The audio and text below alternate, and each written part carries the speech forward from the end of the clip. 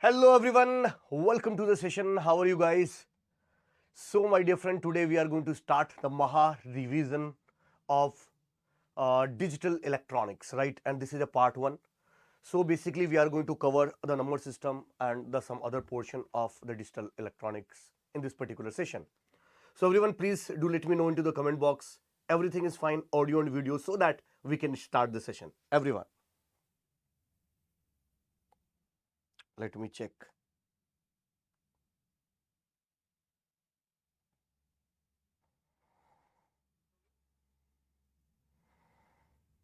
Okay.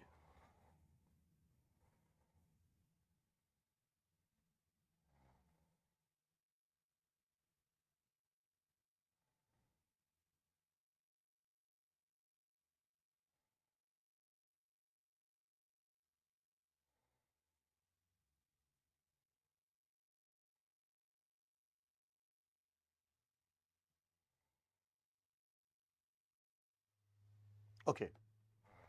So let's start. Okay. So what is basically the syllabus of the number system? First, let me give you the brief idea about the syllabus, and then we are going to start, right? For the electronics as well as for the electrical branch, the syllabus are basically the common, right? So if we'll first discuss the syllabus, look at here. The first, this is called number system.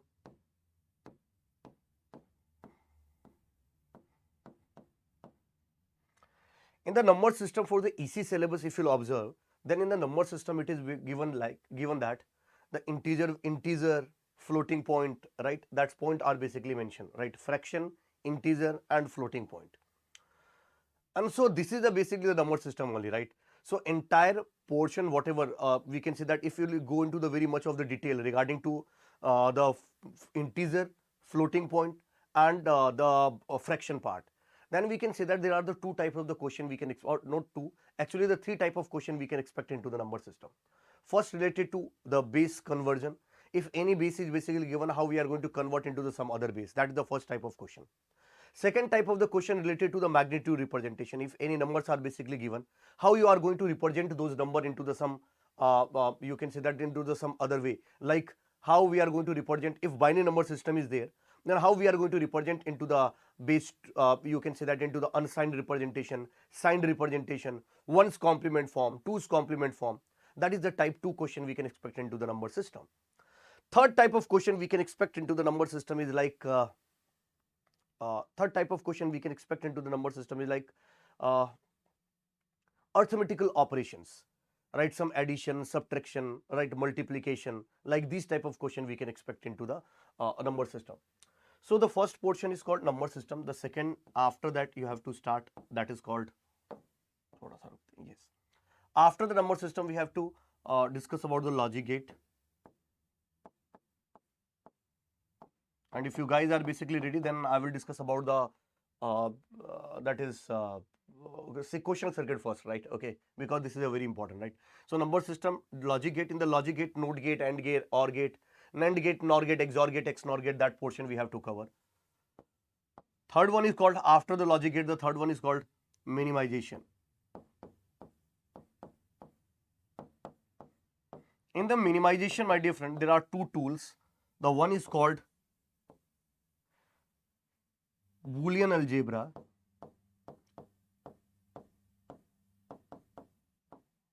Actually, there are three tools. One is called Boolean algebra. Second one is called Karnaugh map. Third one is called tabulation method, ख़ुन-Mesklitsky method also, right? But generally in our syllabus, Boolean algebra or K-map we have to discuss, right? So Boolean algebra and K-map. Fourth point, if you want to discuss, so number system, logic gate, minimization. After that, we have to start the combinational circuit.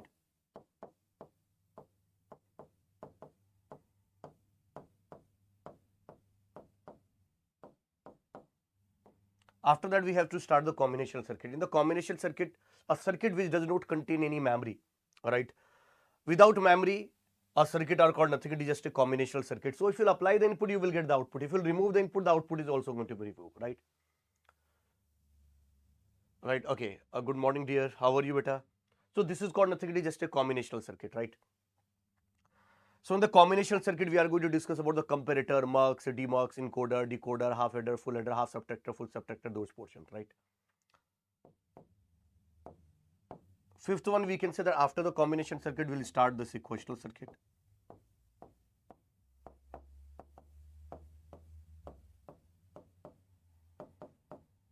So after that, we'll start the sequential circuit.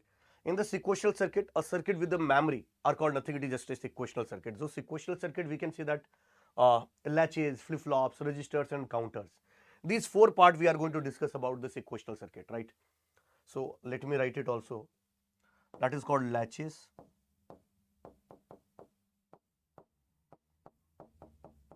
flip-flops, registers and counters. So latches, flip-flops, registers and counters, these four topics we are going to cover in the sequential circuit, right? Okay, now just after that, my dear friend, next after the sequential circuit, we are going to discuss the sixth one, and that is called machine cycle. Or actually we can say that finite state machine, FSM.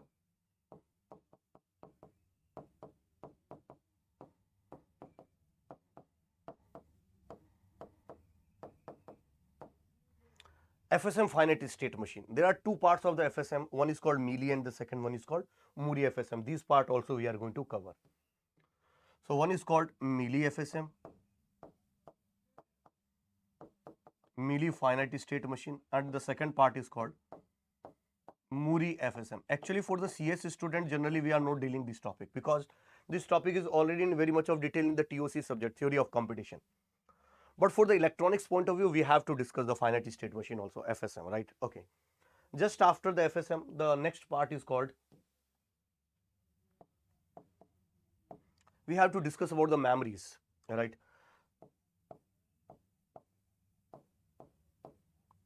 So memory is also in the syllabus of the EC student. In the memory, we can classify the memory into the two parts. One is called mainly RAM and ROM.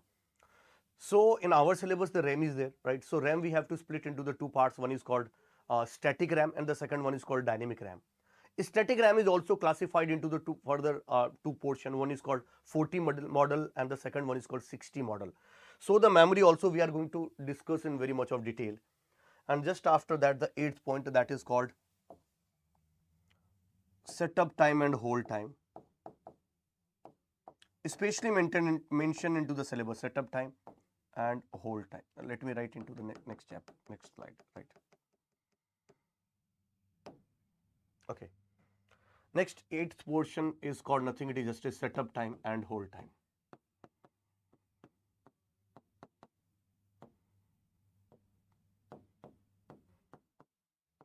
So not only the setup time and hold time, what should be the meaning of contamination delay, what should be the setup time, how we can apply into the flip-flops, right? So setup time, hold time, what should be the condition for that, when the setup time violation is happening, when the hold time violation is going to be happen, how the designer is going to introduce the buffer into that. So everything regarding to the setup time and hold time, what should be the, how we are going to decide the frequency on the circuits. So these part also we are going to cover in the this topic, right? Ninth point is related to, that is part of the that is MOS implementation, a logic gate, or we can write CMOS implementation.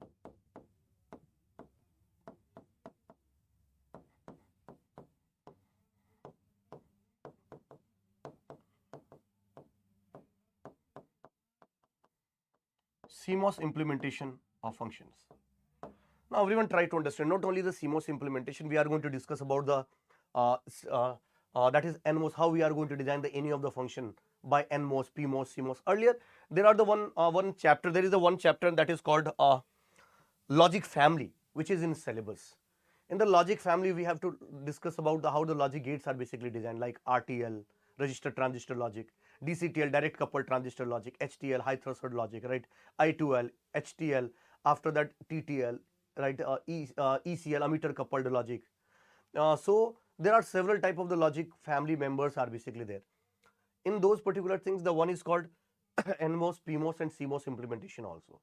So all the topics are basically removed, but still the CMOS implementation are still into the syllabus, so we have to cover these things also, right? Okay.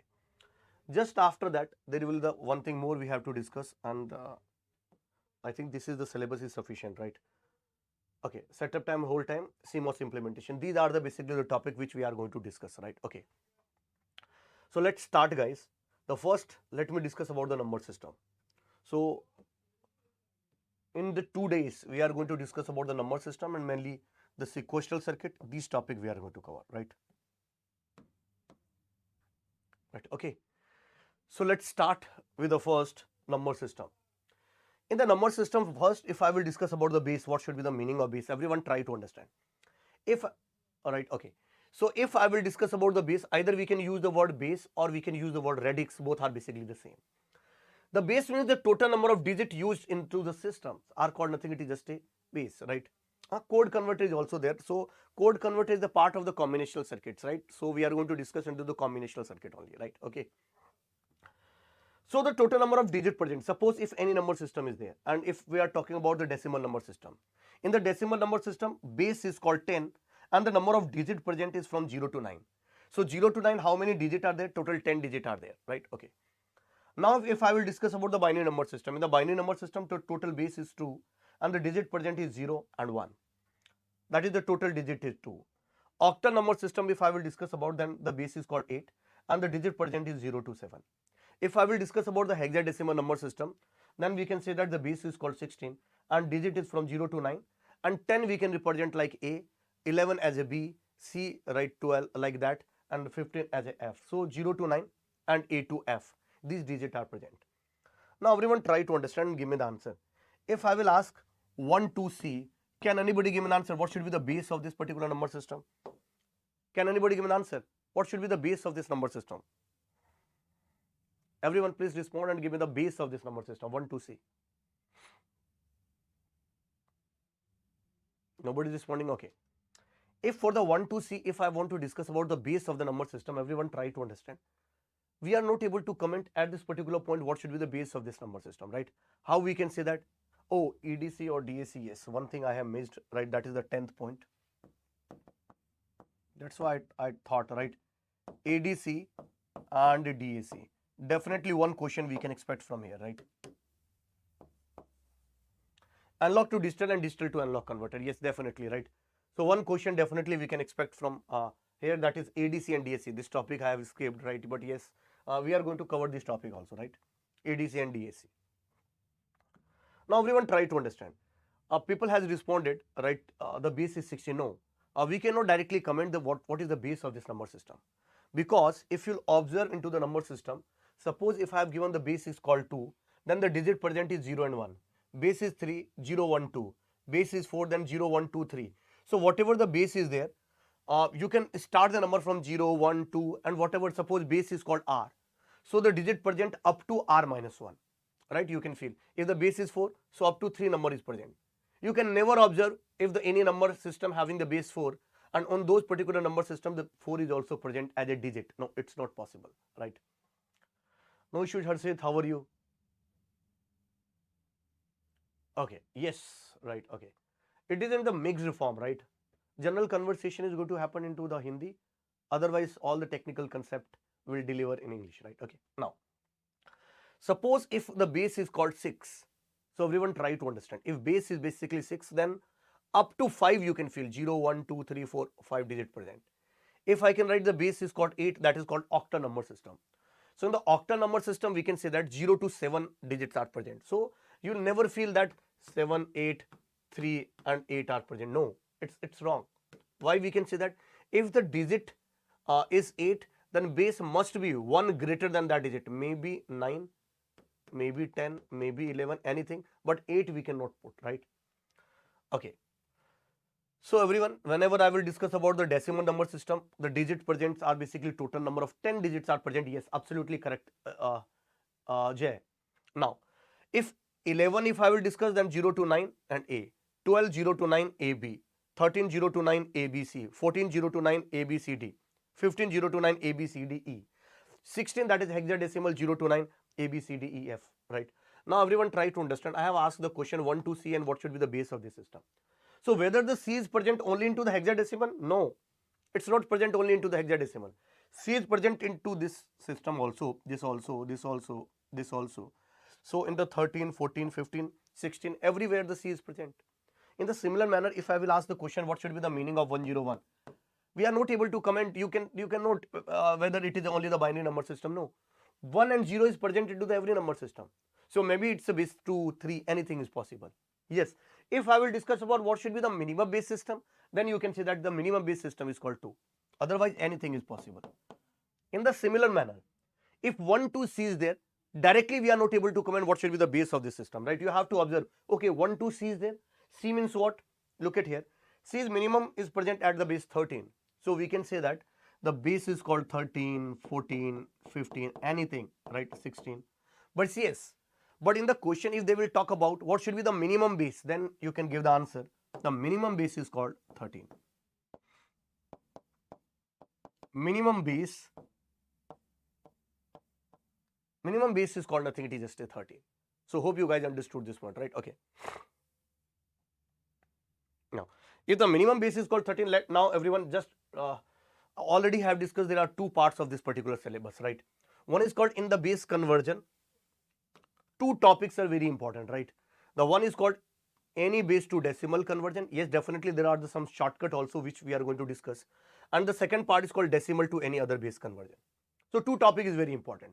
One is called how we are going to convert the any base into the corresponding decimal. Any base is, So any base is basically given, you have to convert into the decimal. And the second part is called if decimal is given, how we are going to convert into the some any other base. So this topic is very, very, very important, guys, right? One doubt, why generally base of the number system is discussing up to hexadecimal? No, it's not up to hexadecimal only, right? We are discussing because in the computer, the mostly the codes and what we are going to write into the hexadecimal only, right? Whenever you write in assembled language, right? That's why we are discussing up to the hexadecimal only. That's why we are using the hexadecimal, but it's not necessary. Okay. I will, if time allowed, then we'll discuss the how the base are basically decided and what should be the meaning of that, right? Okay. So this is a crash course actually. This is not a actual course. That's why I'm little bit you can say that the fast we are moving. Okay. Now, whenever the any base to decimal conversion, if I will discuss, everyone try to understand. Whenever the any base to decimal conversion is given, suppose the number is basically given like A3, A2, A1, A0, point A minus 1, A minus 2 in base R, and you want to convert into the base 10, right? Okay. How we are going to do? Every number system having the weight and their coefficient. So this A3, A2, A1, A0 and A minus 1, A minus 2 are basically called nothing, it is just a coefficient, right? And if base is R, so coefficient will be 0, 1, 2, 3 up to R minus 1, right? Okay. Now what should be the base of, suppose if you have given the any, if you have given the as a loan, if you have given 501 to the any of the people, right? Okay, yes. So you are from Raurkela. Okay, so suppose if 501 in the decimal, if you have given as a loan to 501 to the any of your friend, and now it's time to return back, what you will say? Ki give me 500 rupees, forget about 1 rupees, or give me 1 rupees or forget about the 500 rupees. No. You will say that, okay, give me 500 rupees and forget about the 1 rupees. How we can say that? Because if it is a decimal number system, every digit having the some weight into the 10 raised to power. So 5 having the weight 10 raised to power 2, 0 having the weight 10 raised to power 1, 1 having the weight 10 raised to power 0. So the lowest weight is called for the 1, right? And the highest weight is for the 5. So 5 is essentially required. That's why a digit or coefficient which having the highest weight or maximum weight are called MSV, most significant weight. And a coefficient which having the least weight are called least significant weight, right? Okay. So in the similar manner, if A3, A2, A1, why we are taking the base right in the power of the 10? Because here the base is called 10, right? So here we can say that if base is called R, so the power is called R raised to power 0, weight R raised to power 1, R raised to power 2, R raised to power 3. Here we can say that R raised to power minus 1, R raised to power minus 2. And now we have to multiply their coefficient with their base. So their coefficient. So the coefficient is multiplied with the weight. So we can say that A3 into R raised to power 3 plus A2 into R raised to power 2 plus A1 into R raised to power 1 plus R naught into A naught into R raised to power 0 plus A minus 1 into R raised to power minus 1 plus A minus 2 into R raised to power minus 2, and yes, you have converted into the decimal. It's very simple. So if you want to convert the any number system into the corresponding their decimal number system, always you have to do the one thing: multiply their coefficient with their weight. That's it, nothing more than that. Okay. Now suppose 1011.11 base 2 is given and you want to convert into the base 10. How we are going to given, right? How we are going to do it? Sir, this is the base 2 is given. So every position having their coefficient, this is the coefficient, and every coefficient having their weight. Suppose before the decimal 2 raised to power 0, 2 raised to power 1, 2 raised to power 2, 2 raised to power 3, 2 raised to power minus 1, 2 raised to power minus 2. That's it. So we have to multiply their coefficient with their weight, and that's it, right? You have converted into the decimal. So if you'll do it, we can say that this is called, already I have given the idea, this is 2 raised to power 0, 2 raised to power 1, 2 raised to power 2, 2 raised to power 3, 2 raised to power minus 1, and 2 raised to power minus 2. So 1 into 2 raised to power 3 plus 0 into 2 raised to power 2 plus 1 into 2 raised to power 1 plus 1 into 2 raised to power 0 plus 1 into 2 raised to power minus 1 plus 1 into 2 raised to power minus 2. We have done like this, right? Okay. And now we have added, so the number is called nothing, 11.75 is the answer of this question. 11.75 is the answer of this question. It's very simple, it's not that much of difficult, right? Isn't it? If you have solved this question, let me give you one more question. Everyone just give me an answer. So whenever you want to convert the any base into the corresponding decimal, always you have to multiply their weight with the coefficient. That's it. So if you want to do it, it is called R raised to power 0, R raised to power 1, R raised to power 2, R raised to power minus 1, R raised to power minus 2. So if you multiply 4 into, so this is called, R is called 5. So we can say that this is 5 raised to power 0, minus 1, minus 2, 1 and 2. So 4 into 5 raised to power 2 plus 3 into 5 raised to power 1 plus 2 into 5 raised to power 0 plus 2 into 5 raised to power minus 1 plus 2 into 5 raised to power minus 2, and you will get the answer. Alright, so everyone, if you will do like this, everyone, what should be the answer of this? 117.48, that's the answer of this question. Alright. So only the coefficient and their weight must be multiplied and added. That's the answer of this, right? Okay, now suppose one more question I am giving you, everyone. Just give me the answer of this, and hope you guys can solve this also. Suppose I am giving you 375.4 base 8 and I am talking about convert into the decimal. Can you do it for me, everyone? It's very simple, right? How you can convert it? So we have to multiply their weight with their coefficients, right? So there the weight is called nothing, it is just 8 raised to power minus 1, 8 raised to power 0, 8 raised to power 1, 8 raised to power 2. So 3 into 8 raised to power 2 plus 7 into 8 raised to power 1 plus 5 into 8 raised to power 0 plus 4 into 8 raised to power 4 into 8 raised to power 1 in the decimal. You can add it, you will get the answer. It's very simple, right? Okay, now let's discuss the second part of it. Second part means what? If any decimal number system is given, if any decimal is basically given and you want to convert into the some other base. So the meaning of this one is decimal number system is given and you want to convert into the some other base. I don't have any idea about the base at this particular moment. So I can say that suppose the base R you want to convert. So if any number system, suppose A3, A2, A1, A0, A3, A2, A1, A0, point A minus 1, A minus 2, A minus 3 is basically given, right? So this is given A3, A2, A1, A0, point A minus 1, A minus 2, A minus 3 is basically given, right? Okay, now the question arises, it is into the base 10, how we are going to convert into the base R? That's the question is there, right? Okay. So if you want to convert it, you have to split the number into the two parts. One is called before the decimal and the second one is called after the decimal. So before the decimal and after the decimal, you have to classify the signal numbers into the two parts. So I can take the before the decimal is called A3, A2, A1, A0, and after the decimal the number is A minus 1, A minus 2, A minus 3. So before the decimal number system must be divided by R and you have to take the remainder, and whatever the remainder is there, you have to take into the down to up direction. You have to select into the downward. So you can write A3, A2, A1, A0 into the base 10, convert into the base R like B3, B2, B1, B0, right? So downward to upward direction you have to write. Okay. Now after the decimal, whatever value is there, suppose it is given 0.A-1, A-2, A-3, you have to multiply by R. So if you multiply by R, you will get, suppose x0 point x-1, x-2 you will get. So select x0. Now this again 0.x-1, x-2 is there, again multiply by R. Suppose you are getting x1 point x-3, x-4. Choose the x1. Now remaining the 0.6 x-3, x-4. So you can put 0.x-3, x-4 multiply by R. You will get x2 point x-5, x-6. Again you can take, that is called x2. And invert in this direction you can take from top to bottom direction.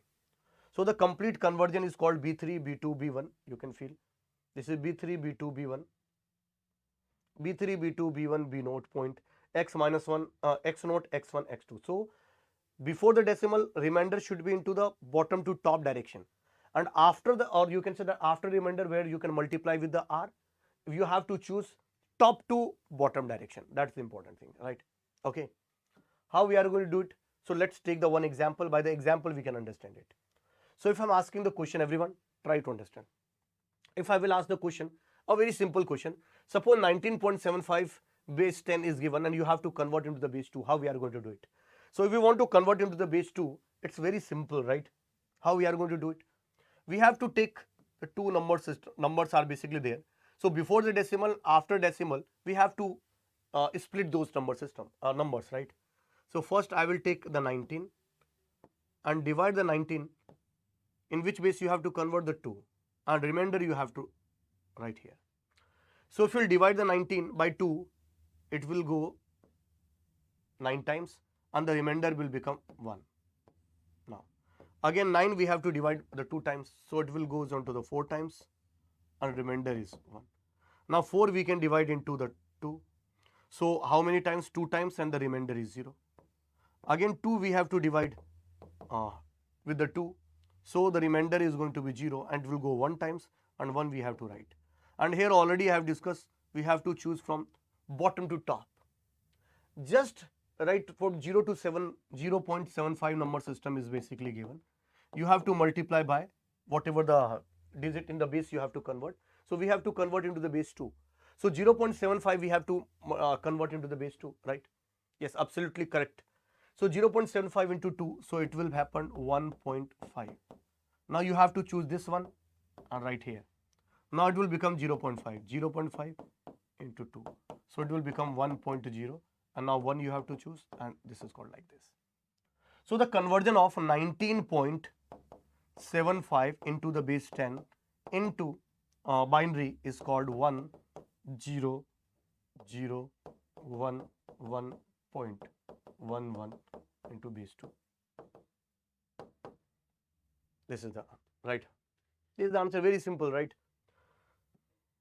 Okay. Hope you guys understood. If you have understood, solve this question and give me the answer. Everyone, just solve this question and give me the answer of this.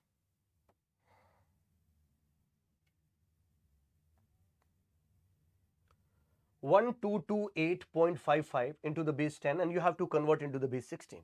Everyone, just give me the answer of this question. So 1228.55 into the base 10, if you want to convert to the base 16, there are two, you have to split this number into the two parts, before the decimal and after that. दो part में आपको तोड़ना होगा, before the decimal and after the decimal. So before the decimal it's 1228 and you have to divide by the 16. And 0.55 is there, you have to multiply by 16. So you have to do like this, right? Okay, everyone.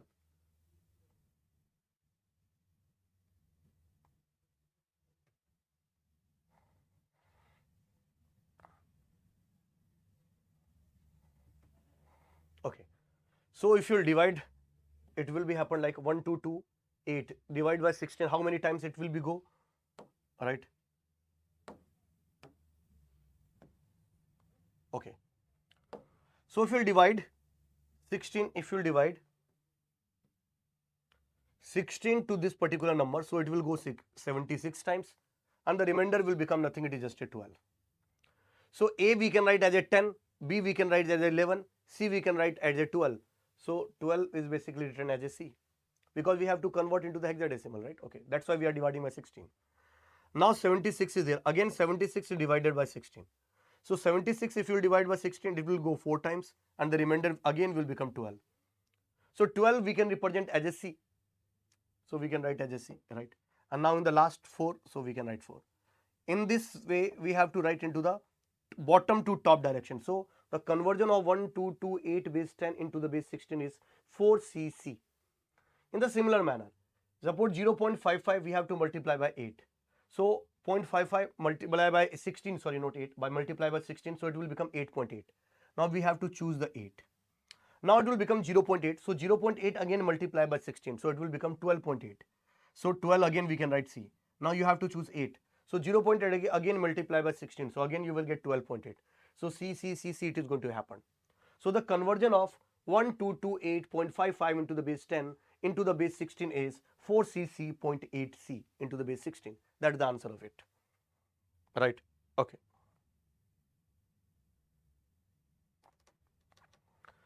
Hope you guys understood. If you have understood this point, let me give you the one more question, so that, or otherwise it's very simple, right? How we are going to convert into the base 16. So two portion we have discussed till now. If any base is basically given, how we are going to convert into the base 10, and if base 10 is basically given, how we are going to convert into the base R. Now my question is, suppose if I'm asking the one question, and that question is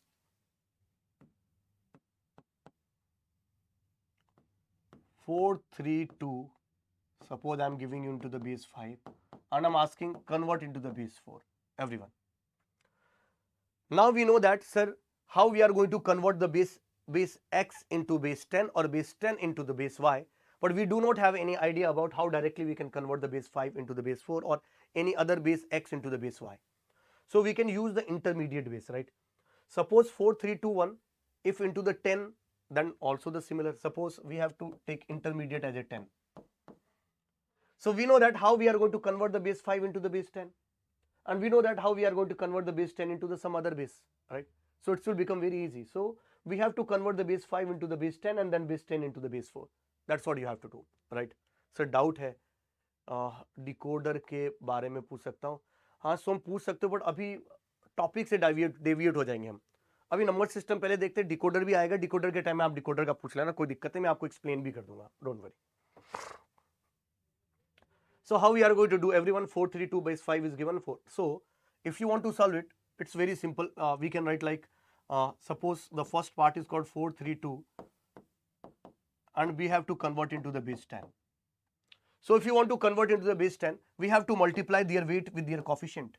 So this is a coefficient and their weight is called 5 raised to power 0, 5 raised to power 1, 5 raised to power 2.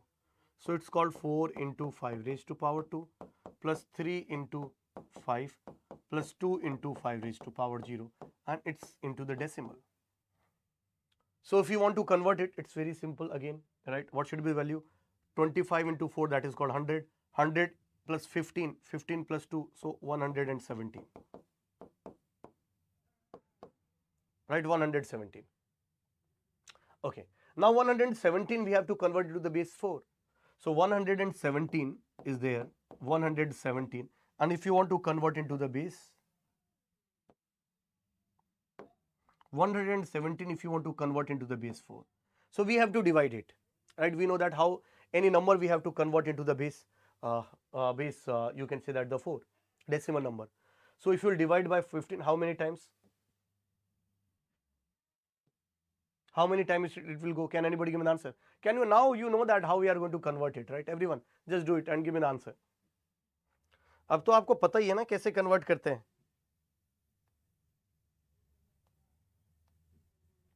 अरे बता दो यार जल्दी से.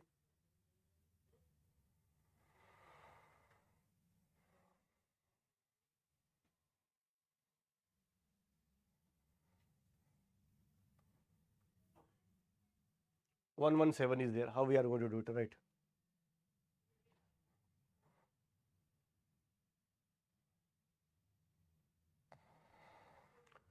So 117 is there. Everyone try to understand. किसी ने number नहीं 129.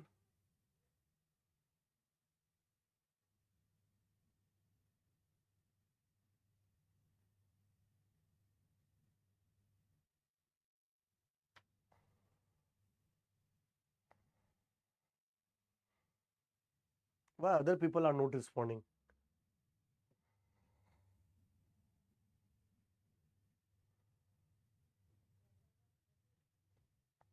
भाई जल्दी से सॉल्व कर दो यार. एक इतना नहीं कर पाओगे तो भाई कैसे काम चलेगा?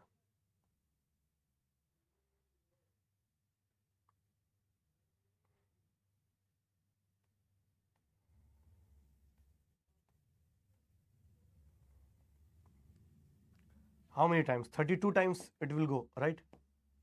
And 32 4 ja, if you want to write, what should be the value? 128. So what should be the remainder you will get? 128. 130. No. Just give me. 117 is there, na? 29. 29 times it will go, right? On 116. So the remainder 116. So remainder is called 1. Now again you have to divide by 4. So how many times? 4 if you want to divide.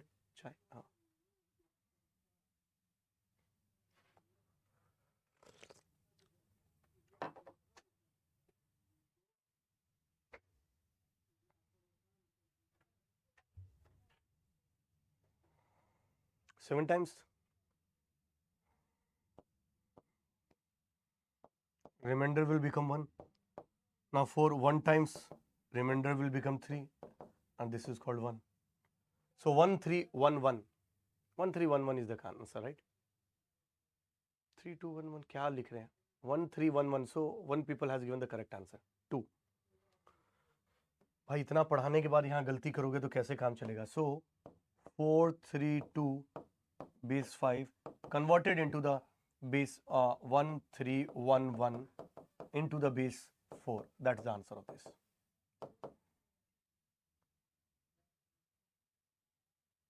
ज़्यादा बड़ा number हो गया यार. 29 को किया. ठीक है.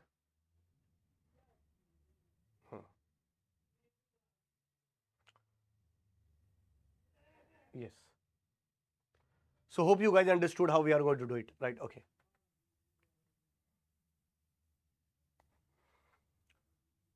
So one thing more you can understand, everyone try to understand, right?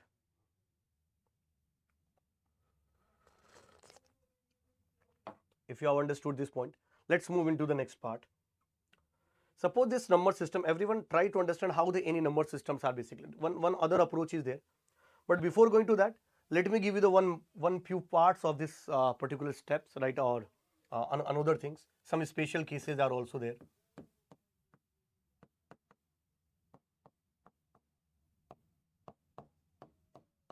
Special cases are also there. Special case means what?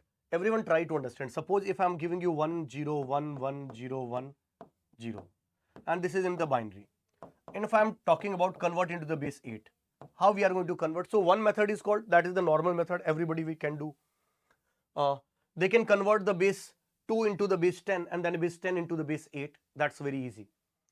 But the one thing is also, if both in this side and in this side, if both are basically having the some common base, a common you can say that the base in which in the power of the values you can write. Suppose this 2 we can write as a 2 raised to power 1, and this 8 we can write into as a 2 raised to power 3.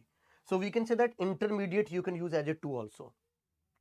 Here we can say that if we'll select for the binary, group of the 3 digit of the binary will represent the 1 digit of the 8, right? Base 8. So we can say that the meaning of this one is called 3 digit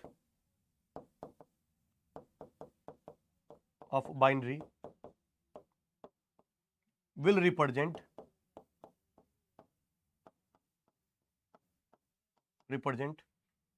one digit of base 8. So we can say that the 3 digit of the binary will represent the 1 digit of base 8, or we can say that 1 digit of base 8 can be represented as a 3 bits of the binary. So if you want to represent like this, we can say that, everyone try to understand in this particular question. We have to take the group of 3 bits, right? So if I'm taking the group of 3 bits, if it is not there, so we can make the 0 into the MSB. So this is called 1, this is called 3, this is called 2. So conversion of this one is called 132 into the base 8. That is the answer of this. Directly we have done this like this. Suppose if I'm asking the one more question, and that the question is like 1 1 0 1 1 1 0 1 0 1. Suppose this is a binary and we are talking about convert into the base 16. So now again you can feel the both are basically having the some common thing, common base, that is called 2. Because this 2 we can write as a 2 raised to power 1. This one we can write as a 2 raised to power 4. So we can say that the 4 digit of the binary will represent the 1 digit of the hexadecimal. So we have to take the group of 4 bits, right? So by the binary also you can take as intermediate, directly conversion is going to happen. 4 1 2 3 4, so we can say that this is a 4. 1 2 3 4, so we can say that 4. 1 2 3, and 1 digit is missing, so we can write like this. 0 1 1 0, so this is called 6. 1 8 12 14, so this is called 14. 8 to 10 and 11, so it is called 11. A means 10, B means 11, so this is called B. C means 12, D means 13, E means 14, so this is called 14. So the conversion of this one is called 6EB into the hexadecimal. That is the answer of this question. Maybe there will be the typing error, but the approach is the similar, right? Everyone, write down yes or no, understood?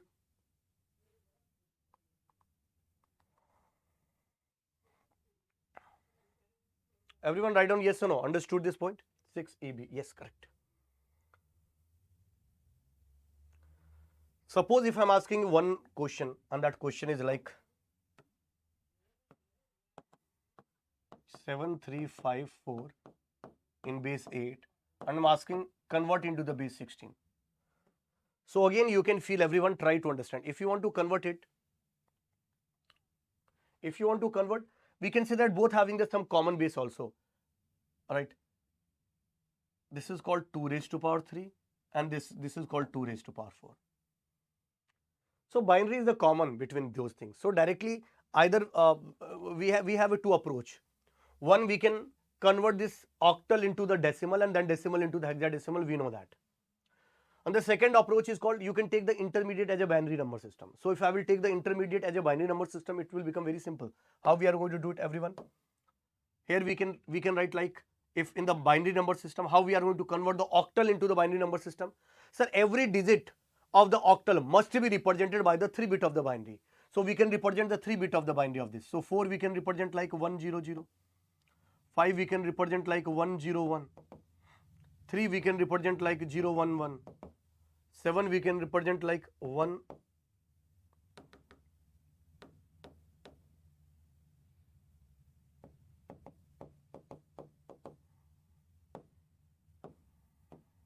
This is a binary.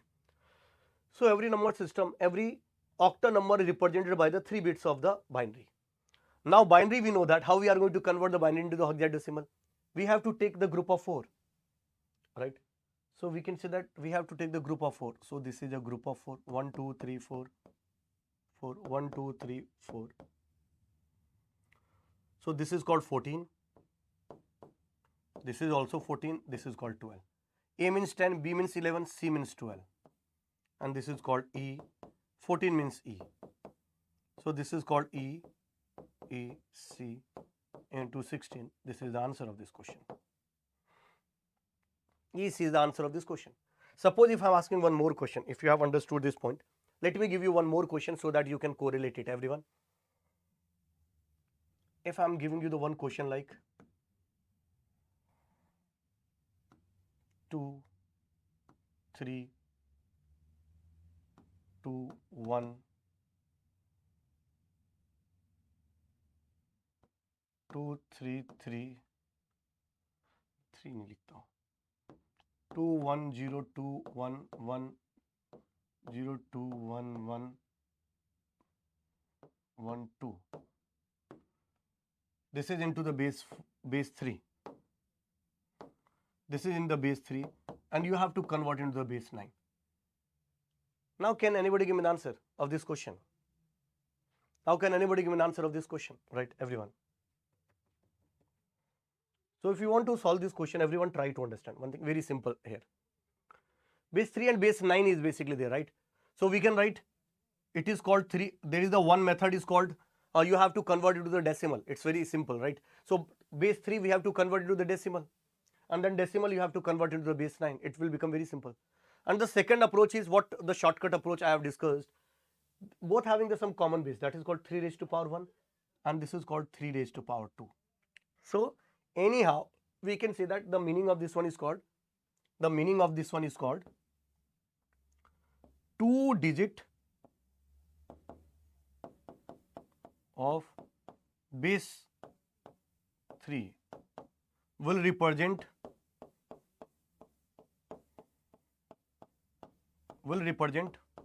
1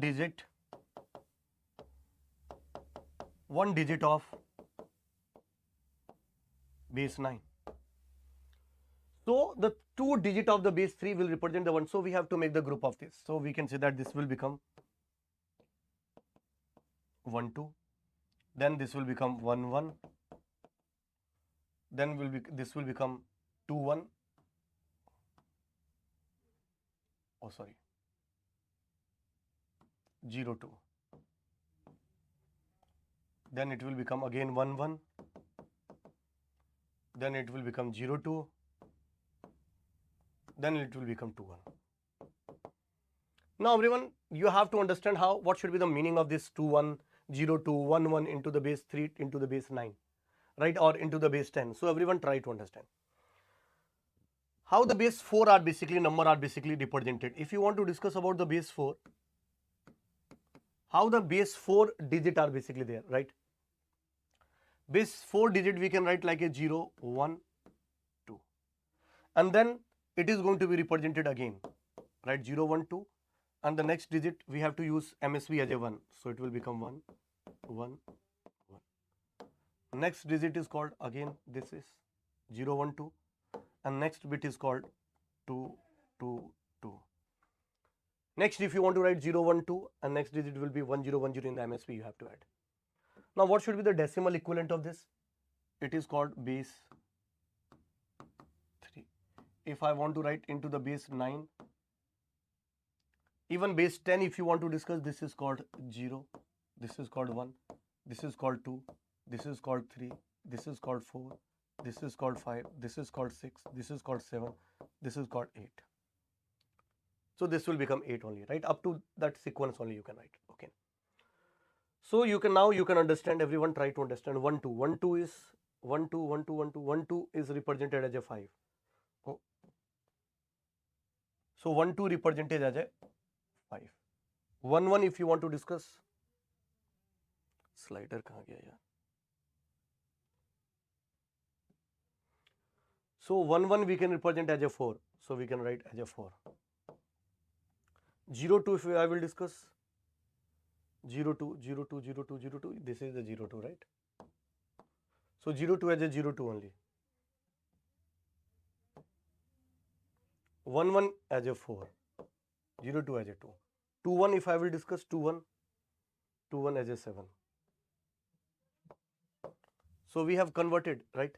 That is called 7 2 4 2 4 5 into base 9 is the answer of this question. So very simple. People who has not understood this point, what should be the meaning of this, everyone try to understand. You are writing, even though if you're writing the decimal number system also into the similar manner. Suppose if you want to write the decimal number system, how we are writing? 0 1 2 3 4 5 6 7 8 9. And next digit if you want to write, we have to take this one. This is a repetition of this, right? And after that you have to take the next bigger number as a 1 in the MSB. So pattern is object from 0 to 9 only. Next digit if you want to write again 0 to 9. And next you have to write as a 2 as a MSB you can use. Same thing as it. So 0, 1, 2, 3. It is not from 0 to 9. If base 3 is there, so 0, 1, 2 is there. So next number we can write repetitive form of 0, 1, 2, 0, 1, 2, 0, 1, 2. So next on 0, 1, 2, and what should be the MSB? So this one, 1, 1, 1. Now again the 0, 1, 2, what should be the next? 2, 2, 2, 2. Now again if you write 0, 1, 2, and next number is called MSB 1, 0. So we can write 1, 0, 1, 0, 1, 0 like this. Understood everyone? Write down yes or no. Everyone write down yes or no. Understood this point?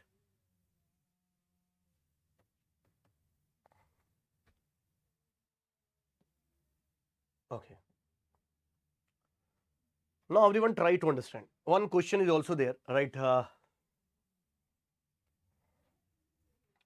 How many ones are present in the binary representation of the number given below? 7 into 2 raised to power 4 plus 3 into 2 raised to power 1 plus 5. If this number is given, how many ones are basically present in this particular number if you convert into the corresponding binary? This number is given into the decimal, right? These 4, 7 all are basically this number is given into the decimal. So my question is, if you convert this decimal number system into the binary, what should be how many ones are basically present? Everyone.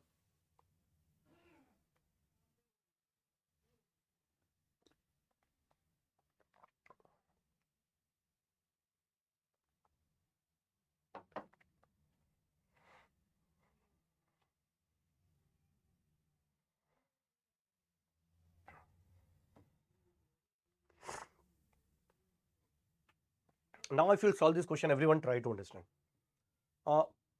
There is a multiple way, directly you can also convert, but the one is called, whenever we will write any number into the 2 raised to power, suppose if I will write 2 raised to power, then we can say that this is called 1. If I will write 2 raised to power 1, we can say that this is into 1, 0. This is binary and this is decimal, suppose.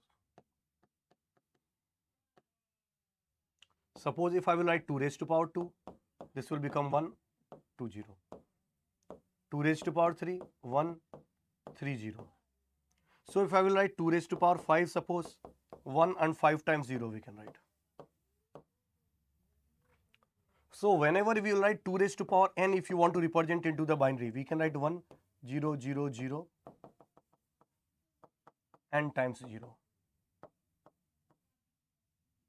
N times 0 we can write. Okay.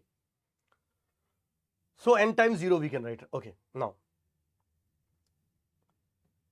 again we are coming into this question. So first you have to write everything into the 2 raised to power. So we can say that 7 we can write as a 4 plus 2 plus 1, and that will become 2 raised to power 4 plus 2 plus 1, and this will become 2 raised to power 1 plus 4 plus 1. This is in the decimal it is given, right? So this is 2 raised to power 2 plus into 2 raised to power 4, so it will become 2 raised to power 6 plus this is 2 raised to power 5 plus 2 raised to power 4 plus 2 raised to power 1, 2 raised to power 1, so 2 raised to power 2, 2 raised to power 1. This is also 2 raised to power 2 plus 2 raised to power 0. Now 2 raised to power 2, 2 raised to power 2. So if you multiply, it will become 2 raised to power 3. Do not write 2 raised to power 4. Maybe sometimes the people are going to be confused, right? 2 raised to power 2, 2 raised to power 2, if you'll add, it never will become 2 raised to power 4, right? So how we are going to do it? You can take the 2 raised to power 2 common, so it will become 1 plus 1. So 2 raised to power 2 into 2 raised to power 1. So it will become 2 raised to power 3, right? So we can say that 2 raised to power 6 plus 2 raised to power 5 plus 2 raised to power 4. This will give you 2 raised to power 3 plus 2 raised to power 2 is 0, 2 raised to power 1 plus 2 raised to power 0. So if you want to write now, look at 2 raised to power 2 is also there. So we can say that the coefficient here it is 1, here it is 1, here it is 1, here it is 1, here it is 0. This is 1, this is 1. So the conversion of this one, if you want to write, this is called 1, 1, 1, 1, 0, 1, 1 into base 2. So how many ones are basically present if you want to convert? 1, 2, 3, 4, 5, 6. So answer is called nothing, it is just a 6.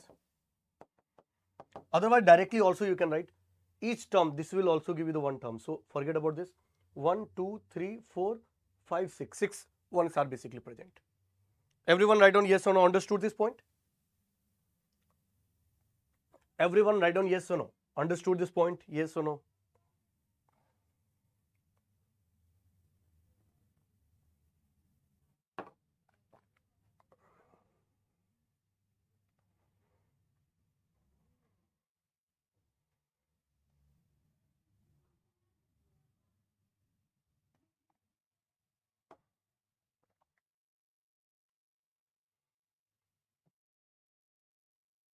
Okay, if you have understood this point, let's move into the next, right? Okay.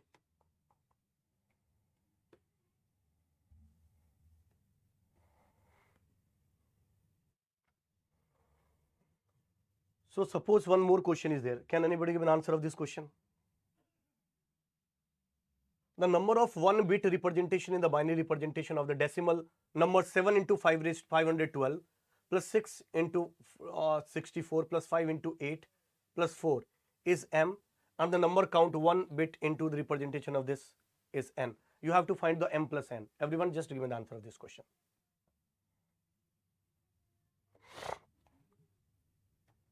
Everyone just give me the answer of this question.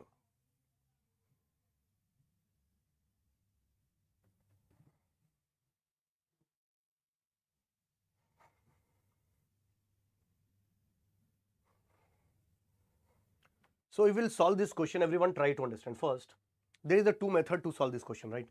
The method number 1 is called, let me write the method 1. And the method 1, if you want to solve, this is called 7 into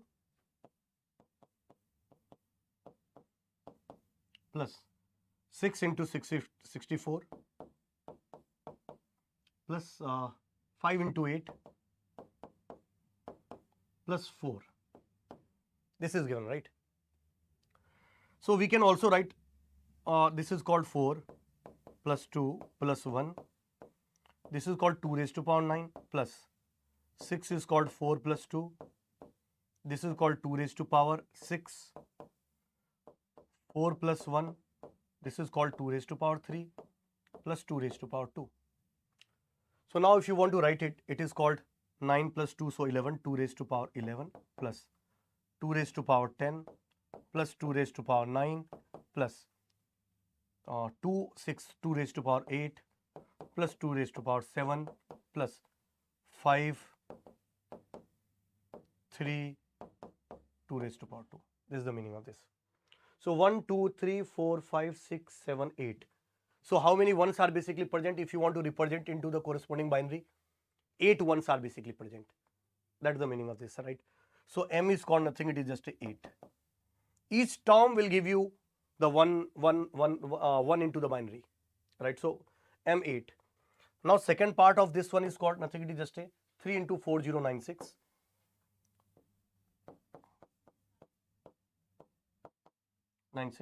Plus 2 into 256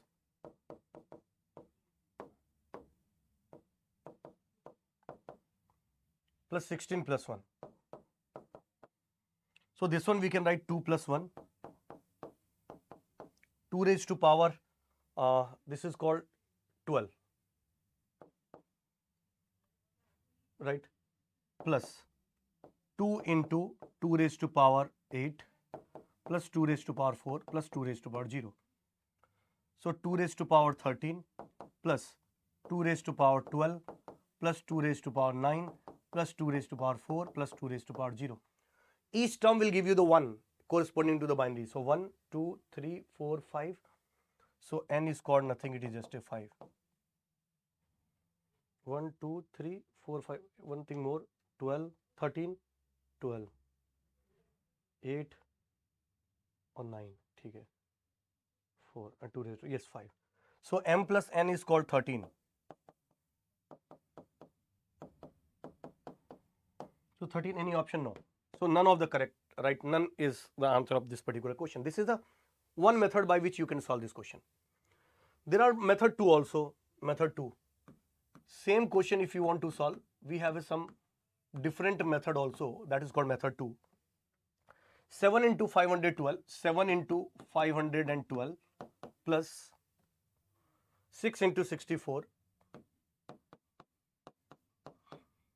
6 into 64 plus 5 into 8 plus 4. Now we can also observe this question like 7 into 8 raised to power 3 plus 6 into 8 raised to power 2 plus 5 into 8 raised to power 1 plus 4 into 8 raised to power 0. In the decimal, it is a representation. Now you can feel like it is 7, 6, 5, 4 into the base 8. So if you want to convert it to the decimal, it's looking like 7, dekho, 8 raised to power 0. So 4 into 8 raised to power 0, 5 into 8, 6 into 8 raised to power 2, 7 into 8 raised to power 3. So it is into the decimal. Now we can write into the binary like what?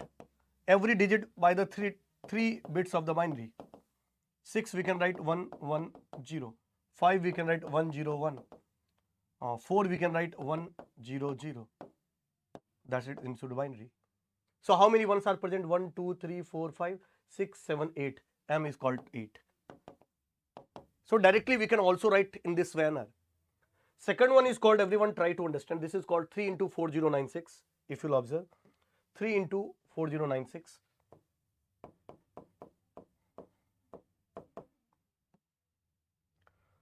4096. 2 into 256. 2 into 250. 2 into 256 plus 16 plus 1 plus 16 plus 1.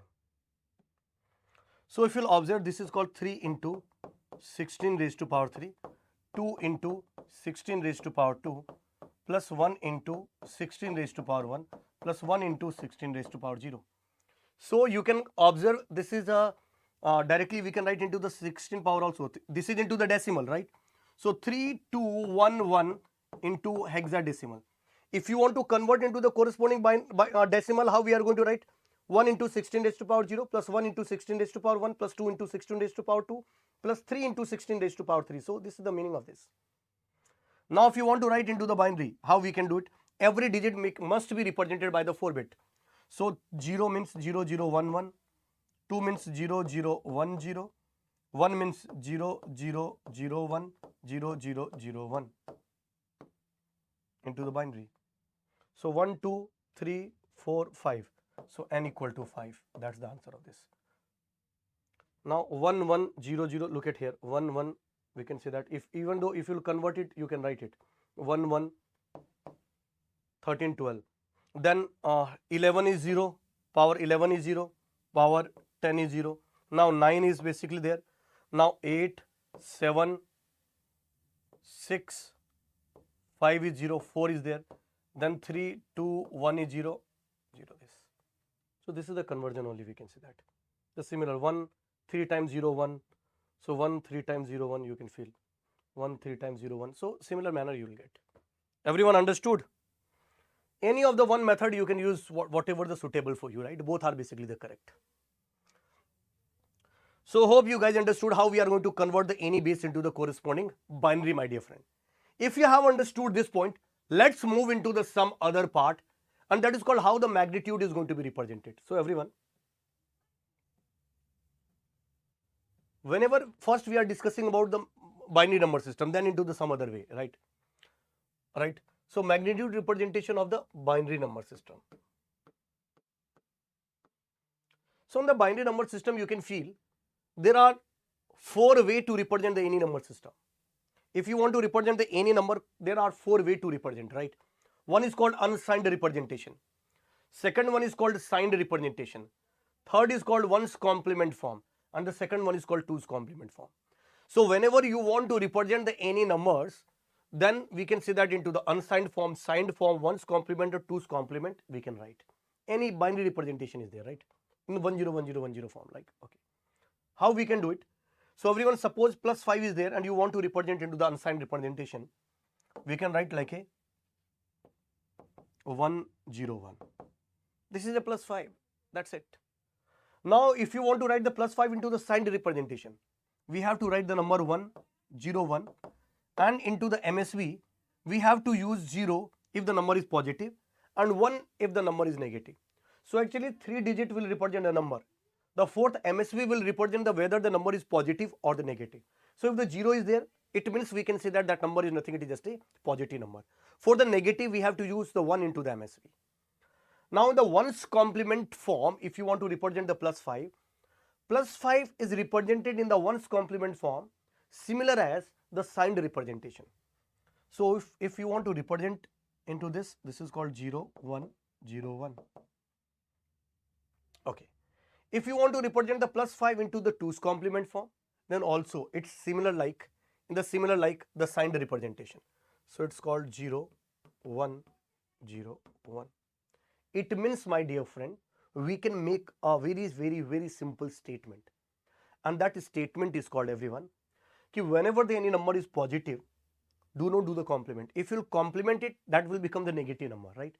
So if any number is positive, then in those particular number, signed representation, 1's complement and 2's complement, all are basically the same, right? All do not change it, right? The same value you will get. In the similar manner, if I will discuss about how we can write into the minus 5, everyone. Minus 5, negative number we cannot write into the unsigned representation. Unsigned representation is used only for the positive number, right? Now, in the signed representation, if you want to write the minus 5, first you have to write 5. 5 is called 1, 0, 1, and then you have to take MSB, you have to put 1. So it will become 5, and due to this one, it will become minus 5. Okay. If you want to represent the minus 5 into the 1's complement form, then first take the plus 5, any number you can write plus, and take the complement. Complement I will discuss in detail later on, right, in the 2 days only, right? But at this particular moment, I am just giving you the brief idea, right? So if take the 1's complement of it, how we are going to take the 1's complement? So positive number, if you take the 1's complement, it will become negative number. If for the negative number, if you take the 1's complement, it will become positive number, right? So if you will take the positive number and if you will take the 1's complement, so it will become 1 will become 0. Always complement the value. 1 will become 0, 0 will become 1, 1 will become 0, and this 0 will become 1. So it is called 1, 0, 1, 0. This is a negative 5. Because this is a plus 5, we have taken the 1's complement, so it will become minus 5. In the similar manner, if you want to write the minus 5 into the 2's complement form, there is a 2 way. The first one is called, the general method is called, first you have to find the minus 5 into the 1's complement form and then add 1 into the LSB. You will get the 2's complement. And there is the one directly, the short trick also. Take the 2's complement of this number. If you take the any positive number, and if for the any positive number, if you take the 2's complement, then that number will become negative number. So if you take the 2's complement of this particular number, we'll move into this direction. Directly I am giving you the shortcut. So we have to move into this direction and do not change the number till we will receive the 1. So if we will move from, it means we are moving from LSB to MSB, right? From LSB towards MSB, and do not change the digit until you will receive the first time 1. So if we will move it the first time, coincidentally in the first position LSB we are getting 1. Now every digit you have to interchange, right? So 0 will become 1, this 1 will become 0, this 0 will become 1. So this is called, so we do not change the number till the first time we will receive the 1. After that we are changing it. So this is called minus 5. So if the positive number is there, if you are taking the 2's complement, then it will become minus 5 in 2's complement format. If it is plus 5 and we are taking the 1's complement, then it will become minus 5 in the 1's complement form, right? So one thing you can understand in very simple, if any number is called P, if you will take the complement, whether it is a 1's complement or 2's complement, that number will become minus P. So negative sign will be there, right? Okay, everyone. Now, but we cannot expect the question from here, right? Like this. Suppose one question I am giving you, one more question I am giving you, and then some very important conclusion we are going to make, right, in this particular question, right? First, if the plus 13 is there, can you write in the unsigned, signed 1's complement, 2's complement? In the similar way, if I am asking about the minus 13, you have to write into the unsigned, signed 1's complement, 2's complement. Can you write it, everyone? So if plus 13 is there, how we are going to write into the unsigned? 8, 4, 1. So 8 plus 4 plus 1. So this is called plus 13. Now if you want to write plus 13 to the signed representation, first you have to write the 13 And now into the MSB we have to add 0. Now this is 13, due to this 0, this is a plus 13. Now for the ones complement, if you write the plus 13, it's the similar like the ones complement.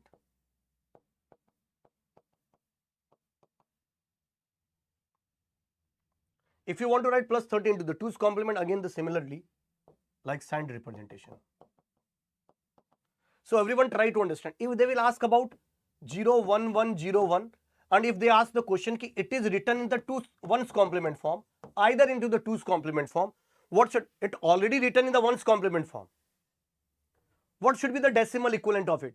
So for the finding the decimal equivalent, first you have to focus on the MSB. MSB 0, do not change. Directly we can say that 8 plus 4 plus 1. So 13, we can say that it is a plus 13. So if the MSB is 0, do not change. If that number is written in the 1's complement. So there are two type of question we can expect. One type of question, they will ask the number. And then they will ask what should be, if this number is written in the 1's complement or in the 2's complement form, what should be the decimal equivalent of those particular number? That is the meaning of this. Second type of question we can expect, 0, 1, 1, 0, 1 is there. And they will ask, find the 1's complement of this. Whenever they are asking any number are basically given and they are asking, write the 1's complement. It means this is working as an operator only. So we have to change the digit. Alright. Do not care about whether in the MSB the 0 is there or LSB the 0 is there. Because they are asking the question, you have to convert into the complement form. So you have to work as an operator. Right. And the second part is called, if they ask the question, number is written in the 1's complement, what should be the equivalent decimal? Then you have to focus on the MSB. Whether the MSB is 0 or 1. If MSB is 0, number is positive, do not change anything. Directly you can convert it into the decimal, right? Okay. Even if the question is given 0, 1, 1, 0, 1 is given into the 2's complement format. It written in the 2's complement. What should be the equivalent decimal? Again, you have to focus on the MSB. MSB is 0, do not change it. Directly we can comment, okay, this is even in it is written the 2's complement, it's a positive number. So directly we can make a statement, it is a plus 13. Hope you guys understood. Now everyone try to understand. The second part of this in very simple manner we can say that. Suppose if I'm asking what should be the minus 13 into the into the unsigned representation. No, we cannot write. Because unsigned representation is used only for the positive number. We cannot write into the negative number. So unsigned representation we cannot write. Now, minus 13 if you want to write into the signed representation, how we are going to do it, everyone? So minus 13 if you want to write the signed representation, first write plus 13, 13 only, this is 13. And in the MSB we have to add 1. Due to this one we can say that this is a negative, right? Okay. Okay. Now, if they are asking about to write the minus 13, how we'll get the negative number? If write the positive number and then take the complement. If any number is p, if you take the complement, it will become minus p. So number is positive, if you take the complement, it will become minus negative number. So now minus 13 if you want to write into the 1's complement form, first you have to write plus 5. Plus 5 is written like the signed representation 0, 1, 1, 0, 1. And now take the 1's complement of it.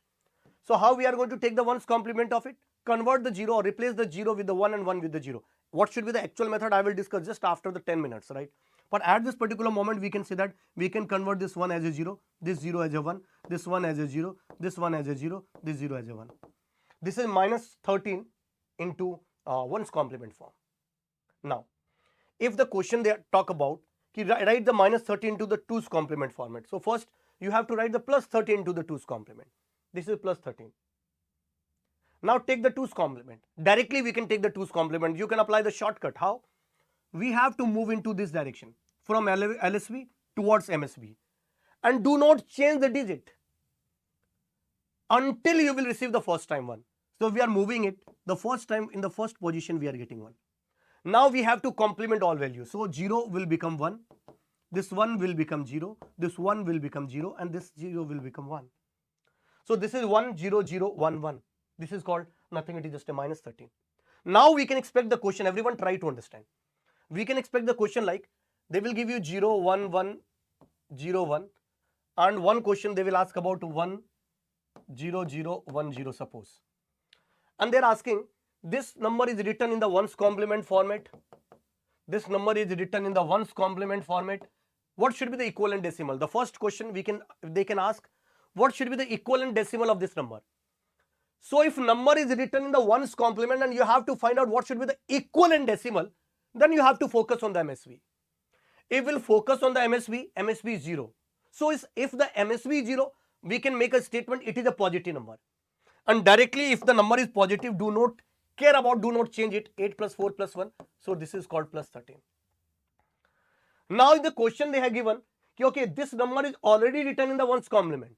You have to convert into the equivalent decimal. We have to focus on the MSB. MSB is 1 means definitely this is a negative number. Definitely this is a negative number. So if number is negative, now you have to, if number is negative, so how we are getting the negative number? By making the complement of the positive number only. So first anyhow you have to take the complement of it. So actually you have to find out those positive number. So if number is 1, MSB is 1, we are complementing it. 1, 0, 1. It's a 1 complement, that's why we are taking the 1's complement. So it will become plus 13. Oh, it's a plus 13. So we have complemented. If it is a P, so it will become minus P. Only the sign changed is there. So this is a 13. So definitely it will be a minus 13. So the conversion minus 13. Whatever the P is there, minus sign is there. So this is called 13. So it will become minus 13, right? Or we can say that if it is P, so this will become minus P. This will take the complement. Anyhow, in those numbers, only the one sign is there. So we can say that this is a 13. So this will become minus 13. Understood everyone? Write down yes or no. Everyone write down yes or no. Now, let me give you the one question and then one by one we are going to understood the approach, right? Suppose if I am asking the one question like 0, 1, 1, 1, 0, 1 is there or 0 is there. Same question 0, 1, 1, 1, 0, 1, 0. 0, 1, 1, 1, 0, 1, 0. If all these numbers are written in, this number is written in signed form, this number is written in ones complement form, this number is written in two's complement form, and what should be the equivalent decimal? Can you find it? Can you find the equivalent decimal of this particular number? So if this is number given and you have to find out into the equivalent decimal, again you have to first focus on the MSB. MSB is 0, so number is positive. So this is a number 1, 2, 4, 8, 16, 32. So 32 plus 16 or 32 plus 8, so 40, 40 plus 16, 56, 56 plus 2, so 58. So directly we can say that this number is called plus 58. Right. Sir, can you solve more? Ricky, definitely I'm just going to solve it. Don't worry. If this number is 0, if I will ask what should be the decimal equivalent of it? Again, if number is written in the ones complement, MSB 0, definitely it's a positive number. Positive number, do not change it. Directly we can say that this is also plus 58. MSB is 0 and written in two's complement. This is also the same, plus 58. Do not change. But in the similar question, if I will ask everyone,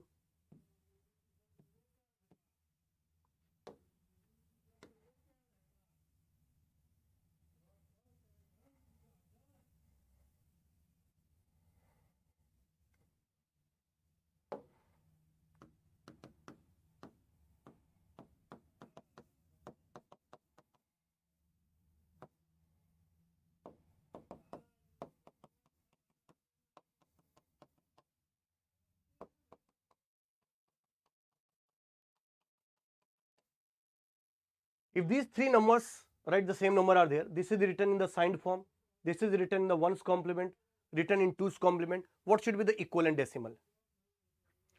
Nishu. Now, if you want to solve it, how we are going to do, everyone? So first you have to focus on the MSB first, right? MSB is 1. So definitely we can say that this is a negative number. Negative number into the signed form. So number is only this. So 1, 2, 4, 8, 16, 32. 32, 16, 8, 4, 2, 1. So we can say that this is called 20. So 32 plus 20, 52 plus 2, so 56 I think. So this number is called minus 56. 20, 32 plus 20, 52 plus 50. Oh, no. 20, 52 I think. 52 minus 52. 20, 52, 54 actually. क्या लिख रहा हूँ मैं? This is minus 54, right? Okay. Now, if now the question is given, if this number is written in ones complement, what should be the equivalent decimal? So if number is written in the ones complement, you have to find out in the equivalent decimal. First, you have to focus on the 1, MSB. MSB is 1, so definitely this number is negative. So MSB is 1, so definitely we can say that this number is negative. Now if this number is negative, so we have to find out the equivalent decimal of this particular number. How we can say that? So first, if number is negative, so definitely any positive number is there, and we can take the, we have already taken the complement of it, then only this number will become negative. How we will get the negative number? By taking the complement of the positive number, right? So इसका complement लेके बिल्कुल सही. So इसका we have to take the ones complement of this. So it will become, because this number is negative, so positive का ones complement, so it will become 1 0 0 1 0 0 1 0. If you take the, now you can observe, if it is a positive number, we know that this is a positive number. If we have taken the ones complement of it, so this number will become, so whatever this number, if you use this negative sign, that is this, right? So this is a 1 2 4 8 16 32 64. 64 plus 8, so that it will become 72. 72 plus 1, so 73. If this number, if they will ask, we can say that plus 73. So this number, if they are talking about, minus 73 is the answer. Minus 73 is the answer. Everyone understood? In the similar manner, if they will ask about okay, find the 2's complement of this number, how we are going to do? First, you have to focus on the MSB. Now the MSB is 1. It means this number is negative number. We can say that MSB is 1, so this is a negative number. Now it is written the 2's complement. So we have to deal with the 2's complement only. So we have to take the 2's complement of this number. If we'll take the 2's complement of this number, it will become 0. Now what? Because do not change until you will receive the first time one. So we are moving from LSB to MSB. Do not change until you will receive the first time one. So 0 and 1. Now we have to change the value. So 1 will become 0. 0 will become 1, 1 will become 0, 1 will become 0, 0 will become 1, 1 will become 0. Now you can observe this is called 1, 2, 4, 8, 16, 32, 64. So 64 plus 8 plus 2, so it will become 74. This is actually plus 74. So if you have taken the 2's complement, this value you will get. So it is a plus 74. So definitely this is a minus 74 is the answer of this question. Hope you guys understood how we are going to do it. If you have understood this point, let me give you the few questions also, right? The number given below written in ones complement, all these numbers are basically given in the ones complement. You have to convert into the equivalent decimal, everyone. So I have given that 8 question, you have to convert into the equivalent decimal, right? And in the similar question, the same question, if written in the 2's complement, then also you can write the equivalent decimal. So 16 question I am giving you. The one, if this is written in the 1's complement form, what should be the equivalent decimal? If it is written in the 2's complement form, what should be the equivalent decimal? So everyone just do it. Everyone. Just solve this question. Everyone.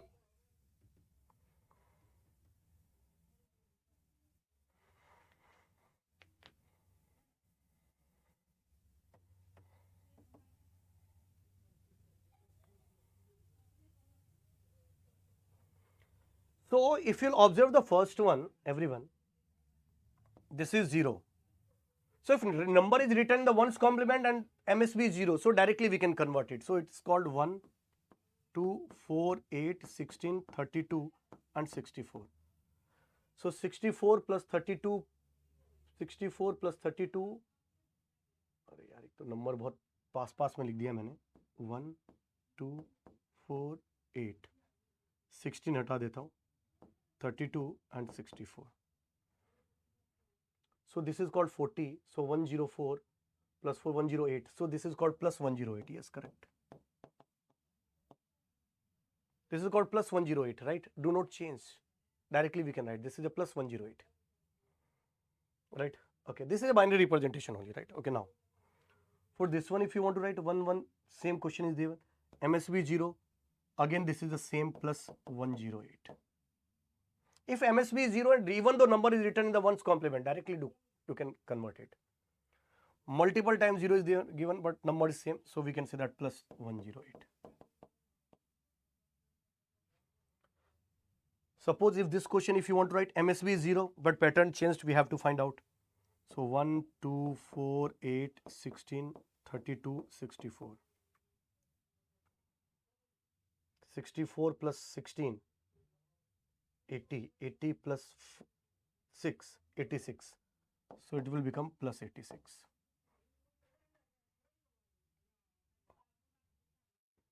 Due to this, right? Even though number is written in the ones complement, the conversion directly we can say that 1, 2, 4, 8, 16, 32, 64. 64 plus 16, 80. 80 plus 2 and 4, 86. Yes, correct, 86. Now, oh, this number is 1 in the MSB. So definitely, if this number is written in the ones complement, MSB is 1, definitely we can say that this is a negative number. So negative number is there, so we have to complement the value. Ones complement is there, so take the ones complement. 1, 0, 1, 0, 1, 0, 0. 1, 2, 4, 8, 16. 16 plus 8, 24 plus 1, 25. So this is called minus 25. 1, 0, 1, 0, 1, 0. 1, 2, 4, 8, 16. 16 plus 8, 24 plus 1, 25. Yes, minus 25. Understood everyone? Write down yes or no. This one also we can say that in the similar pattern we are getting minus 25. Right. This is minus also minus 25. If the number is 21 is given. हमने गलत लिख दिया क्या? All are given 25. 1, 0, 1, 0, 1, 0, 0. 1, 2, 4, 8, 16. So, oh, 21. Yes, correct. 21 is there, not 25. This is a minus 21. Yes, absolutely correct. Minus 21 is there. Correct. So, this is a minus 21. So, we can make a statement also up to this portion. Even though if you will extend this one n times, does not affect the number. Yes, Nishu. So, we can make a statement whenever any number are basically written in the ones complement form, then whatever their MSB, if the MSB we can extend, it does not make any difference. If MSB is 0, if you will extend the 0, does not make any difference into the number. Look at the example number 1, 2, 3. Right? If any number is in the ones complement and if number is negative, means in the MSB we are getting 1. So, if we will extend that one, it does not make any difference. Minus 21, it is also minus 21. If this one, if you will observe, this is called plus 0. This one, okay, complement we have to take 0, 0, 0, 0. So, this is 0, so this is minus 0. This is also the major drawback of the ones complement. There are two different ways. They are basically taking the positive 0 and negative 0. They are basically representing to some different manner. 0 is a 0. So, 0 we are representing into some different manner. There are two representation of the 0. It is a negative, you can say that it is drawback of the ones complement. And to remove this drawback, we are using the 2's complement, right? Because 0 is 0 only, right? So, we can say that everyone. So, we have discussed whenever any numbers are written in the ones complement, then extension of the MSB does not affect the number. That's the first point you can understand. Second point, there are plus 0 and minus 0 are written in different way in the ones complement. And it is a major drawback of the ones complement. And to remove it, we are using the 2's complement format. So suppose the same question is given in the 2's complement format. What should be the equivalent decimal? Everyone. If this number is written in the 2's complement format, what should be the equivalent decimal? Everyone. So if the number is written in the 2's complement, you have to find out the equivalent decimal. First, you have to focus on the 0. 0 is there, directly do not change. So the same number is there, 108. 108. For the positive number, it's the same, 108. Now, look at here. एक second.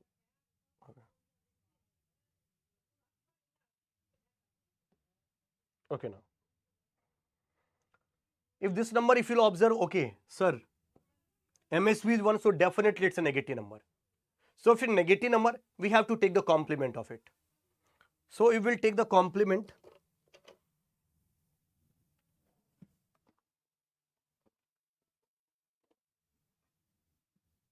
So we'll take the complement, 2's complement of it. So change, move into this direction. Do not change until you will receive the first time one. So we are changing it 0, 1. Now after that we can change 1, 0, 1, 0. 1, 2, 4, 8, 16. 16 plus 8, 20. It is called 26. नहीं यार, कुछ तो गलत कर रहा हूँ क्या? 21. 1, 2, 4, 8, 16. So 16 plus 4. So it is 22. So this will become minus 22 actually. So this will become minus 22. It is a plus 22. So definitely if we take the 2's complement, it will become the same number. So it will become minus 22. Here also the similar way. It is also minus 22. This is also the MSB M1. So take the similar manner you will get. So this is also the MSB extension concept is applicable in this in the 2's complement format also. Now you can feel this is our MSB, so this is called 0. Now you can feel, oh, MSB is 1, so definitely it's a negative number. So take the 2's complement, it will be moving 1, now 0, 0, 0. So it is a plus 1, so this will become minus 1. So this one we can say that. Now how many of you understood this point? Yes sir, if 1's complement, 2's complement are basically given, whether it is a positive number, negative number, we are able to solve the question. Everyone. Write down yes or no.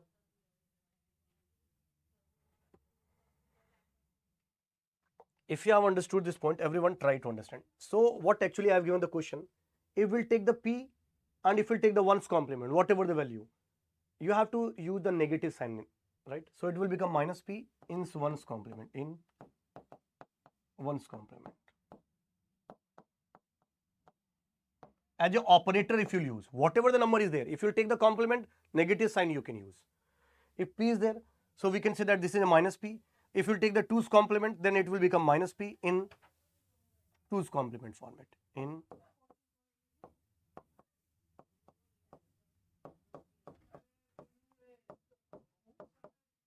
2's complement format.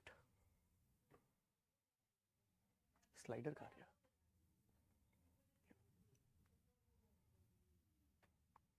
So it is called in 2's complement format, right? Okay, now let me discuss about the unsigned representation. Already we know that unsigned representation is used only for the positive. So you can unsigned representation, or we can make a one statement used only for the negative positive number.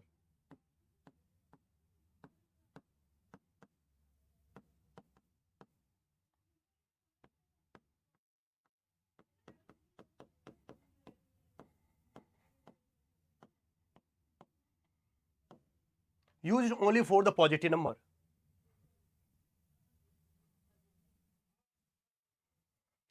Hemant बिल्कुल भाई, अगर आप महा revision भी अगर कर लोगे तो मैं गारंटी देता हूं सिक्वेंशियल सर्किट में पूरे नंबर ले आओगे आप, कोई दिक्कत नहीं, right? Okay, now so unsigned representation used only for the positive number. So if this is, you can say that if this number is, suppose 4 bit are basically given, so from 4 times 0 to 4 times 1 we can write, right? Okay, and their decimal conversion will be, this is plus 0, this is 1, 2, 3, like this only, this is plus 8, plus 9, because directly it will represent a number, right? So for the 4 bit, if I will discuss, then the representation will be a total decimal number we can use from 0 to 15. So for the 4 bit 0 to 15, 3 bit 0 to 7, right? So 5 bit 0 to 31, 6 bit 0 to 63.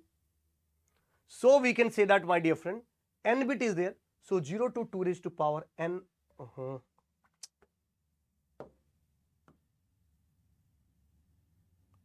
2 raised to power n minus 1. So n bit range is called 0 plus 0 to 2 raised to power n minus 1. That's what the basically range of the unsigned representation. Now in the similar manner, if I will discuss about the signed representation, everyone, if I will discuss about the signed representation. So signed representation of n bit, can anybody give an answer?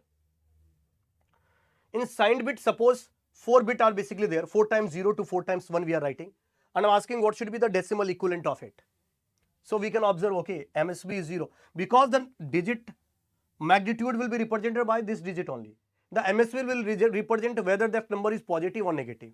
If MSB is 0, the number is positive. If MSB is 1, the number is negative, my dear friend. So we can say that, everyone try to understand in this particular question, we can say that. So it is 0 plus, plus, plus, plus, plus, plus, plus, plus. This is 0, 1, 2, 3, 4, 5, 6, 7. So plus 0 to plus 7 we can write. Okay.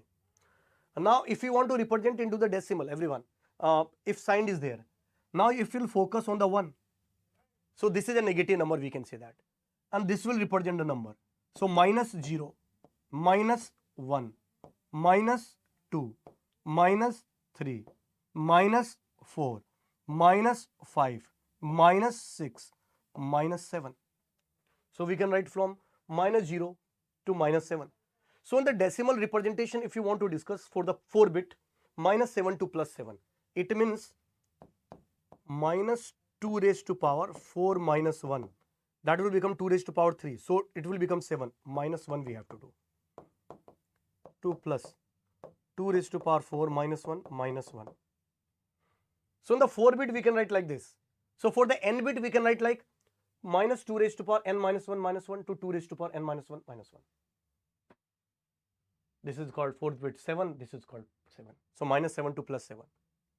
Plus minus, if the 5 bit is there, minus 15 to plus 15. Like that you have to understand, right? Okay.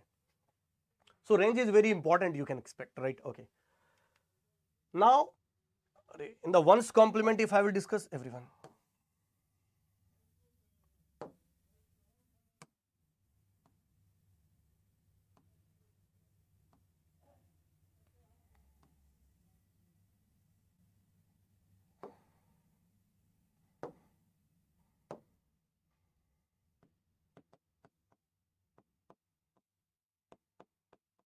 If in the ones complement it is given and we are converting to the decimal equivalent, it is in the ones complement given. Already we have solved the lots of question.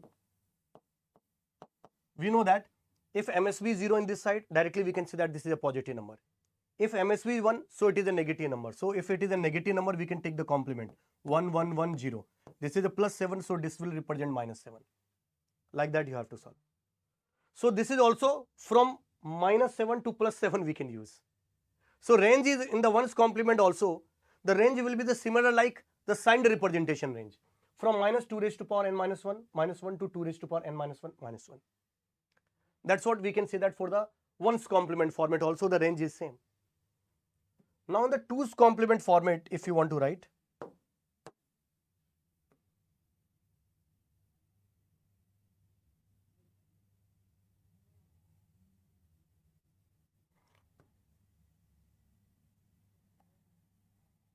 look at here.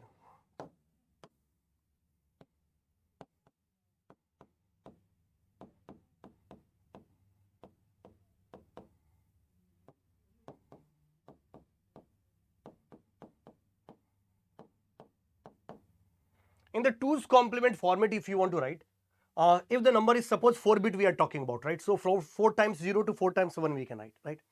So if the MSB is 0, definitely we can say that this is a positive number, so here do not change. But here we can say that, okay, this is a 1, so definitely it's a negative number. Now we have to take the twos complement of it. So if you take the twos complement, do not change until you will receive the 1. So last time we are getting at the MSB, we are getting 1. So this is a plus 8. So we can say that this is a minus 8. In the similar manner, everyone. Suppose this one is written the 2's complement. We have to convert it to equivalent decimal. So MSV is 1, so definitely it's a negative number.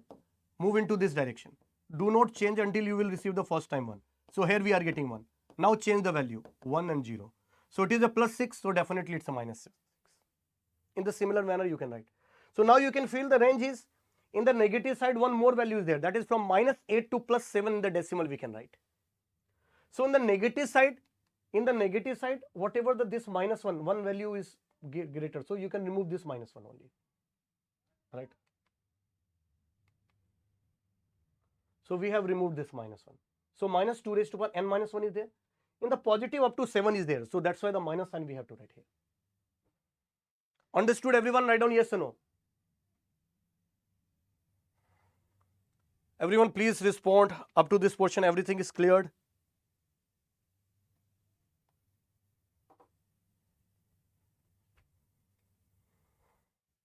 Okay. And one word is very important. The one value is greater than the 2's complement. Okay, yes. Now one thing more you can understand what we have learned. In the unsigned representation, 2 raised to power, this 1 we have to remove. 2 raised to power n minus 1. In signed form and 1's complement with the form, same value you will get. And 2's complement, this is right, okay. So this is the range you can understand, right? You can write it. For the unsigned form, for the signed form, for the 1's complement and for the 2's complement form. One thing more you can understand here, guys. Whenever any arithmetic and arithmetic operation is going to happen, and if range will come out of the defined range, then overflow will occur. So if the range are basically coming out of the defined range, then the overflow will occur. So we can say that if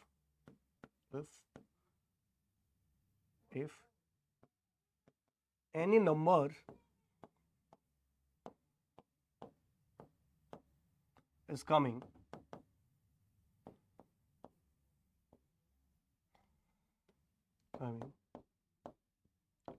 after the arithmetic,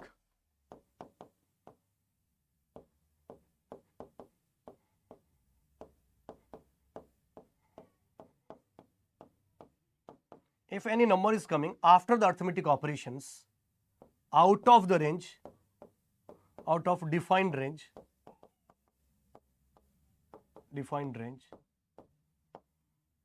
then overflow will occur. Overflow having the different approach to find out that overflow. This is the one of the approach, right? Then overflow will occur. This is called overflow, right? Then we can say that the overflow is going to be occurred. Now let me discuss the few questions of the overflow also, but before going to that, let me take the one question. Let me give you the one question, everyone. Just give me the answer of this question. If P is given, Q is given, R is given, if P, Q, R is written in 2's complement representation, then what is the value of P plus Q plus R in decimal, everyone? What is the value of P plus Q plus R in the decimal, everyone?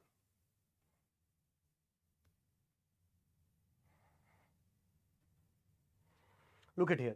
If it is written in the 2's, the question is given, all are basically written in the 2's complement format. So first you have to focus on the MSB. MSB is 0. So definitely this is a positive number. Directly we can write positive, and we can say that 1, 2, 4, 8, 8 plus 2. So this is called plus 11.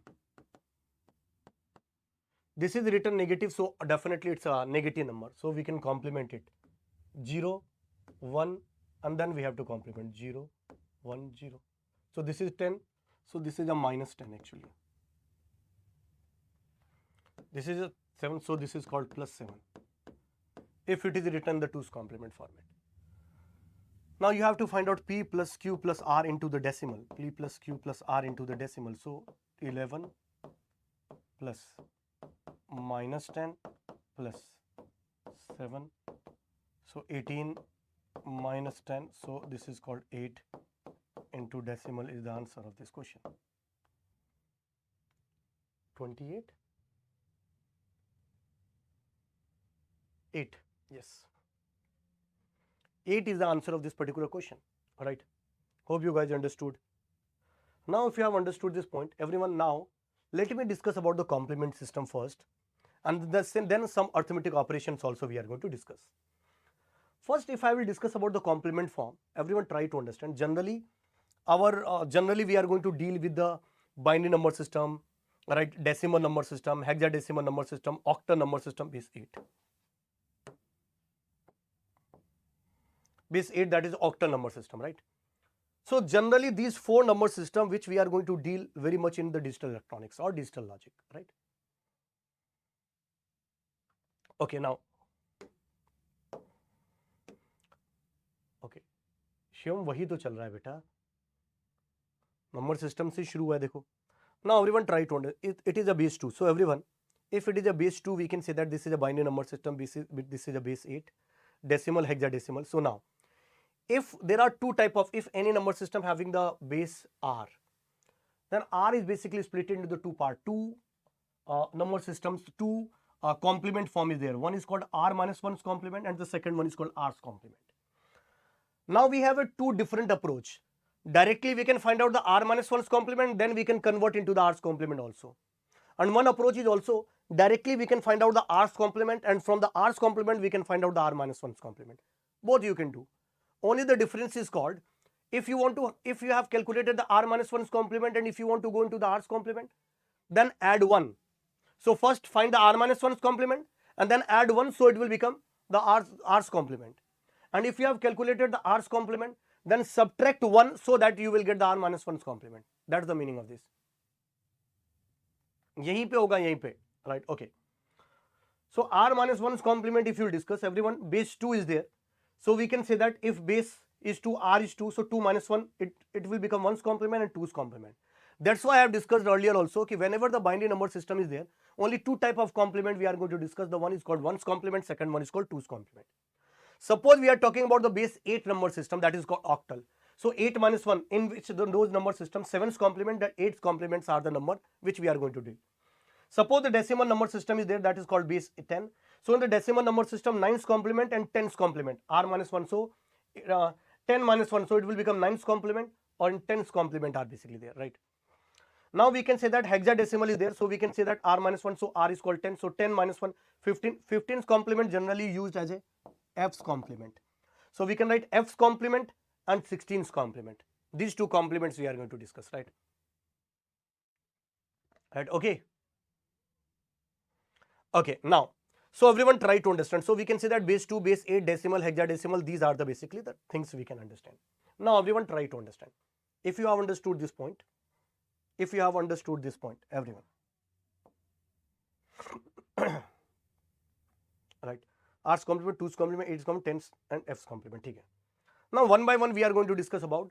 First we are discussing how we are going to find out R minus 1's complement, and from the R minus 1's complement how we'll solve or how we'll calculate the R's complement.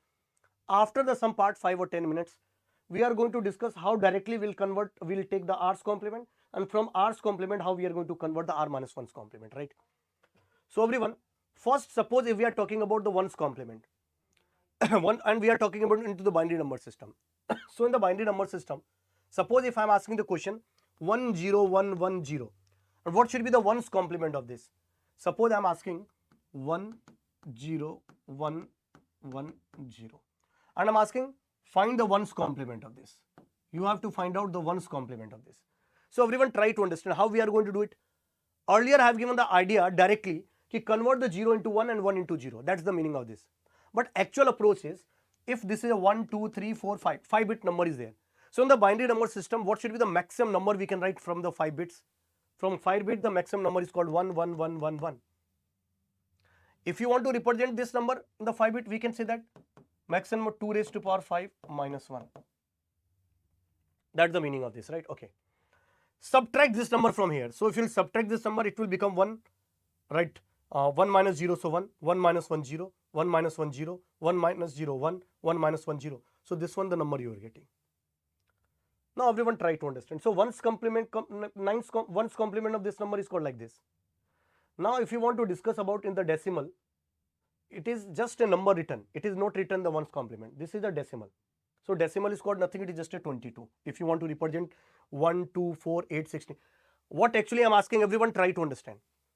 I have asked the one question ki convert 10110 into the ones complement. That's what the question I've asked.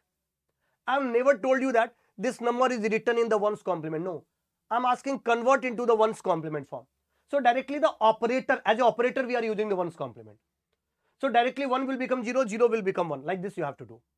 So ones complement of this number is like this and ones complement of this number is like this. That's the meaning of this. Now if you'll follow ki what should be the decimal equivalent of this particular number. So decimal equivalent of this number is called 22. Forget about the sign. I'm just observing. I'm not saying that this number is written in the ones complement, twos complement. I'm saying any number is there. What should be the decimal equivalent? So this is called 22 and this is called 31. So if this is 31, this is 22. So if we'll subtract the 22, what should be the value we are getting? 9. So the answer we are getting 9 in the decimal. So you can feel both are basically, this one is basically correlated. So directly you can observe it also. कि 2 raised to power r minus r नहीं d. How many digits are there? 2 raised to power d minus 1 minus whatever the number is basically given. You have to subtract it. Right, into the number. That number into base r. You have to subtract it. और इसकी जगह मैं 2 की power लिख देता हूँ, r की power लिख देता हूँ. r raised to power d minus 1. So this is called nothing, it is just a, right, r's complement, right, r minus 1's complement.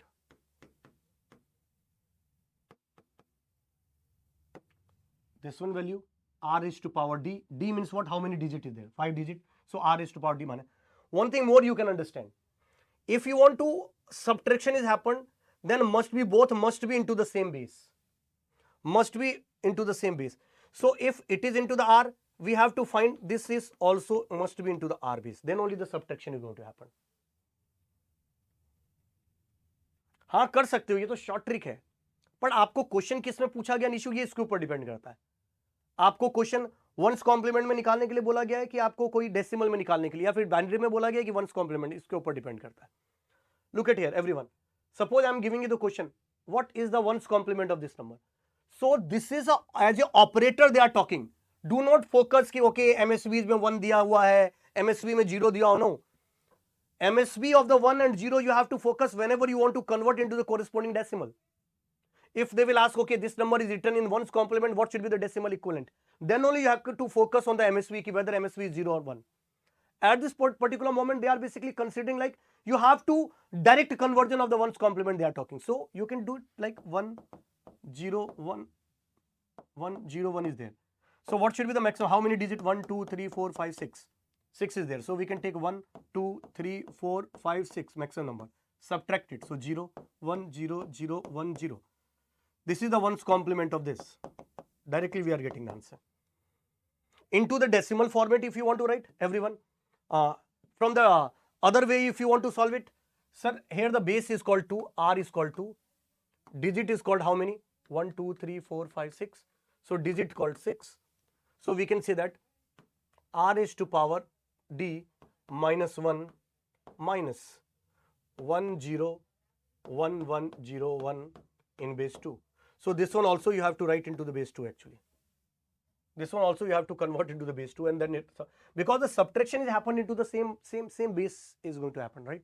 If both the number system numbers are basically in the same base, then only we can do the complement, right? Subtraction or addition, isn't it, everyone? Okay.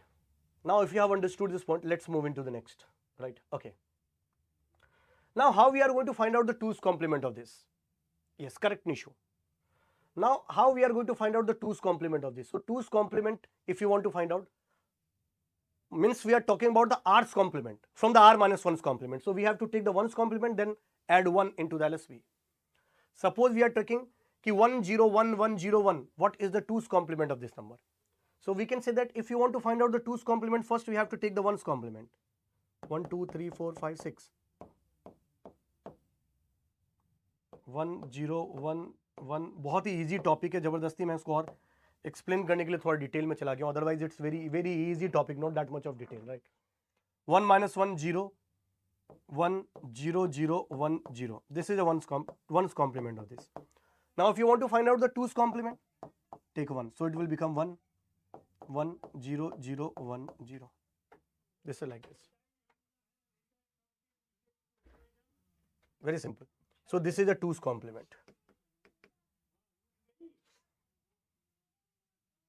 So this is a 2's complement of it, right? Hope you guys understood.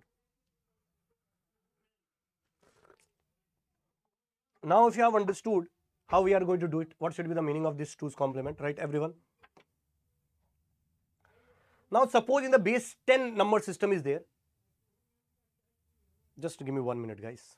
Just give me 1 minute and find the 9th complement of this, right? Hello. Hello. Good morning, sir. Sir मैंने आपको वो भेजा था 3-4 चीजें sir कल मेरी उनसे बात हुई कैपिटल वालेशन सर से बहुत डिटेल में हाँ उनसे एक सेकंड हेलो हाँ सर सर नंबर 10 की बात हुई तो उन्होंने सारी डिटेल दे दी तो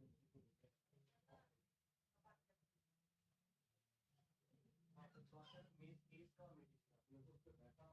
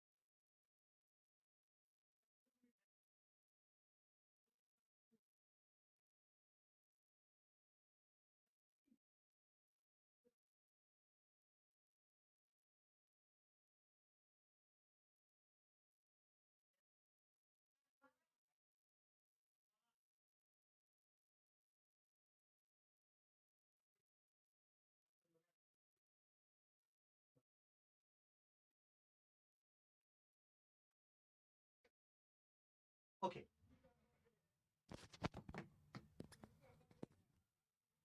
Now everyone try to understand. Now, if you want to take the 9's complement of it, take the 999, subtract, because in the decimal the maximum digit is called like this 239, and convert it. So it will become nothing, it is just a 99. So 0, 7 and 2. This is the answer.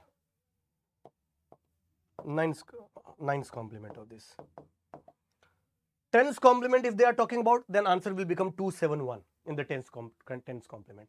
One thing more, direct shortcut you can also, base is called 10, so 10 raised to power digit called 3 minus 1 minus 739 into base 10. So it must be base 10. So it will become 999 minus 731. So answer is called 270. From here also you are getting the same. Right? So here also you are getting in the same manner. Now if you have understood, next, suppose 62379's complement, very easily you are able to do it. So I am not solving it, right? So 10's complement, 9's complement plus 1. So r minus 1's complement, if you know, if you'll add 1 into the LSB, it will become r's complement. So we already know that. Now in the octal, if you want to discuss, r minus 1's complement is called 7. So if I will discuss about what is the 7's complement of the number given 7254 base 8.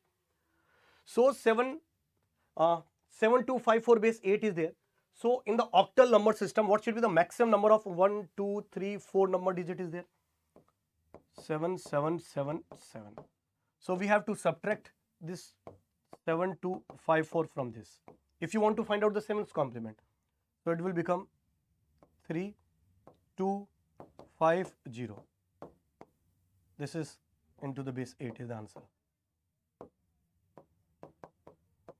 7's complement. So it's not that much of difficult question you can expect. It's very easy question, right? Okay. Now, directly if you want to find out the r's complement of digit n. So if I'm talking about r's complement of the n, only minus 1 we are subtracting, forget about this. R raised to power d minus n you have to do.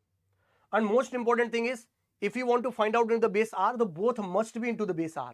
That's the most important thing. Alright.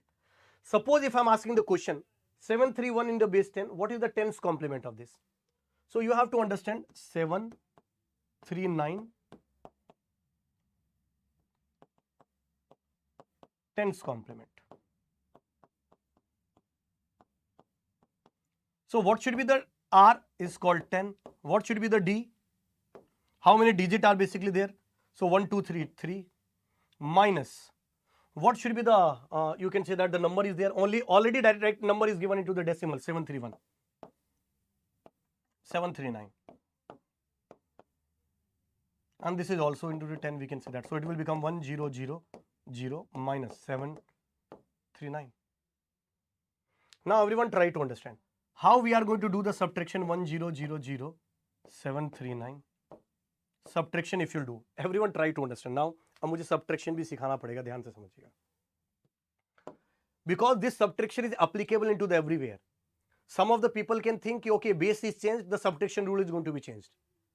No, all are basically the same. So how subtraction is happening? 0 minus 9, it's not going to happen. So here the 1 minus is subtracted and it will plus 10 is going to happen. Because we are dealing with the base 10. So plus 10 is there. If we are dealing with the base 10, 2, so plus 2 is there. If we are dealing with the base 3, so plus 3 is there, right? So this is called 10, 10 minus 1, so it will become 9. 9 minus, so first 10 minus, so it will become 1. Now minus 1 is there. So minus 1, we cannot subtract the 3. So we can take this from here. So it will become plus 10. So plus 10 minus 1, so it will become 9. 9 minus 3, so we are getting 6. And here minus 1. Now from minus 1, 7 we cannot subtract. So we can take 1. So it will become 10. So this will become nothing. It is 10 minus 1, 9. 9 minus 7. So it will become 260.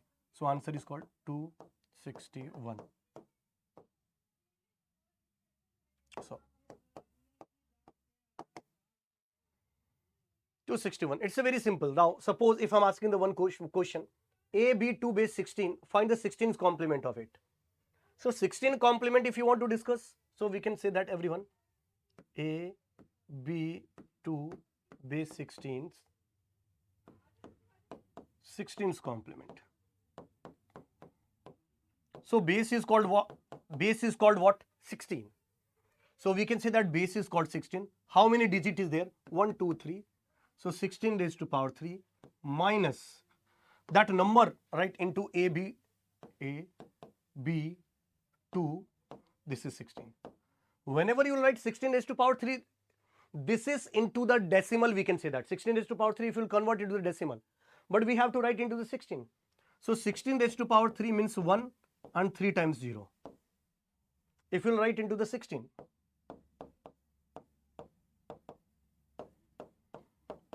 So always sometime people may think, no, it's not FFF. FFF, if you will subtract, it will become F's complement, F minus 1's complement. So it will become, you are talking about the 15's F's complement you are talking about, Nishu. I'm talking about the 16's complement. Otherwise, if you do like this approach, you have to, whatever the answer you are getting, you have to add 1 into the LSB to get the 16's complement. Okay. So if you do it, how the subtraction is going to be happened, everyone try to understand. 1, 0, 0, 0, 3 times. Always try to understand whenever r raised to power d is there, then in the same base if you want to write, it will become 1 and that times 0. So the similar answer you will get, right, in the 16. Now A, B and 2 we have to subtract. We are dealing with the 16. So how we are going to do it, everyone? So from 0 it's not going to be subtract. So we are taking. So it's a plus 16. We are doing it. So 16 minus 2, so it will become 14. Now, and minus 1. Minus 1 from B is not going to be subtracted, so we are taking this. It will become 16. 16 minus 1, so it will become 15. A means 10, B means 11. 15 minus 11. So 15 minus 11, so you will get 4. So this is a 4 minus 1 now. So this is a 16. 16 minus 1, 5. So this is going to be 5. So D means what? E. So answer is called nothing. It is just an answer is called 5, 4E in base 16 is the answer of this. Understood everyone? Write down yes or no. And this is what? This is a 16 complement. And yes, absolutely correct. If you want to discuss about the 15's complement, it's 5,4D. 5,4D. Everyone write down yes or no. Understood this point? कितने लोग देख रहे हैं भाई? Okay. If you have solved this question, let me give you the one more question, everyone. Find the 4's complement of this. Base 4 is there and base 4 is there. So it will become R's complement actually. So if you want to do it, 1, 2, 3, 4, 5. So we can say that 1 times 4, 0, 1, 2, 3, 4, 5, 5, 0, minus 3, 2, 1, 0, 2. Now it will in the base 4 and this is going to be in the base 4. Directly we can do it. 1 time 4, 0 into the. Now the subtraction is happened like 1, 0, 0, 0, 0. 3, 2, 1, 0. 1, 2, 3, 4, 5, 5 0 होना चाहिए. 4 0 लगा दिया मैंने. Sorry.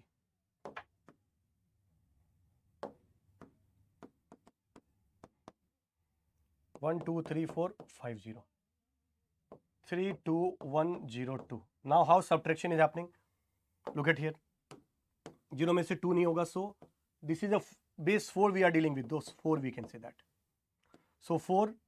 So it will become 4 minus 2. So it will become 2. Now again we can take the 4. 4 minus 3. 3 minus 0. So it will become 3. Now it will become minus 1. So it's not going to be happen. So 4 minus 1. So it will become 3. 3 minus 1. So it will become 2. Now you can take 4. 4 minus 1, 3. 3 minus 2, so 1. 3 minus 3, so 0. This is the answer. We can say, everyone try to understand. Actually, the approach is called 4 raised to power 5. Right? 4 raised to power 5 into the base 4 we have to write minus 32102 base 4. So this one 4 raised to 5 is into the decimal. If you want to write into the base 4, then it means 1 and 4 times 0, 5 times 0 is there. The meaning of this one into the base, so 1 and 5 times 0 is there.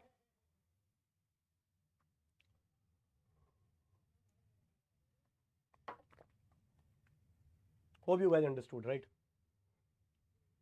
Can anybody give an answer of this question?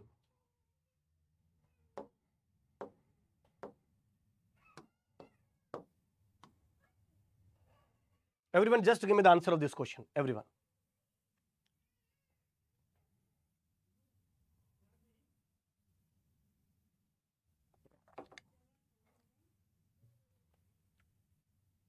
The solution of the quadratic equation x square minus 11x plus 22 equal to 0, right? X square minus 11x plus 22 equal to 0 are x equal to 3 and x equal to 6. So everyone try to understand how we are going to do it.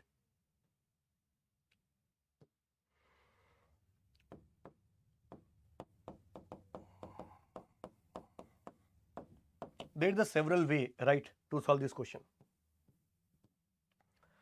Alpha by beta 22 is given, alpha into beta 11 is given. We have to convert into the base 10. So this is all right. Correct. So you can solve it. This is the question given. But from this, if you want to find out, this is called x minus 3 or x minus 6 in the decimal if you want to write.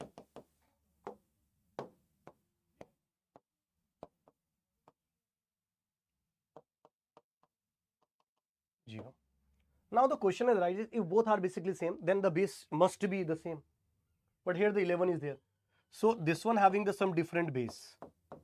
And this is into the decimal we are talking about. So we can convert it 11 into base b into 9 into the base 10. So b plus 1, if you will convert into the decimal, this one. So it is called 9. So b equal to 8. This is the answer you will get. Very simple. You can use this approach also. By 18 also you can do. 22 base of b equal to 18. From here also we can say that. So 2b plus 2 equal to 18. So b equal to nothing, it is just a 8 only. From here also you are getting the same answer. Right? Okay. Now can anybody give an answer? If r's complement of n digit decimal number n in the base r is defined for all values of n except n equal to 0, okay. If given number is 1, 4, 3 in base 5, what is the 5's complement of x? 5's complement of they're talking about, right?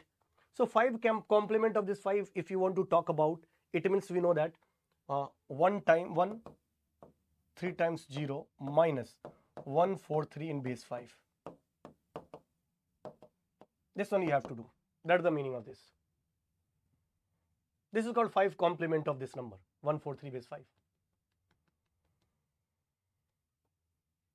So if you want to do it, 1, 0, 0, 0, 3 digit is there. 1, 4, 3 if you want to subtract. So this is a base 5, so plus 5 is there. 5 minus those, so 2, minus 1 is there.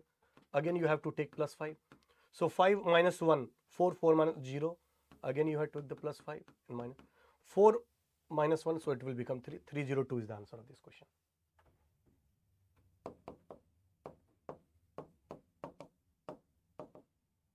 They are talking about the r's complement of number digit of 5's complement of 1, 4, 3 base 5. It's very simple. It's not that much of difficult question, right? Now you can solve this question. Lots of question I'm giving you as a homework also for this, right? I will upload this sheet into the Get Set Go, right? So in the Google you can search Get Set Go, and I will share into my Telegram channel also. 𝐂𝐨𝐬𝐬, right? There I will share this PDF also, right? Okay.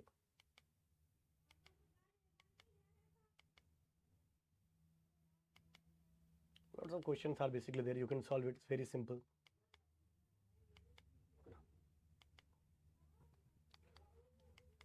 Okay.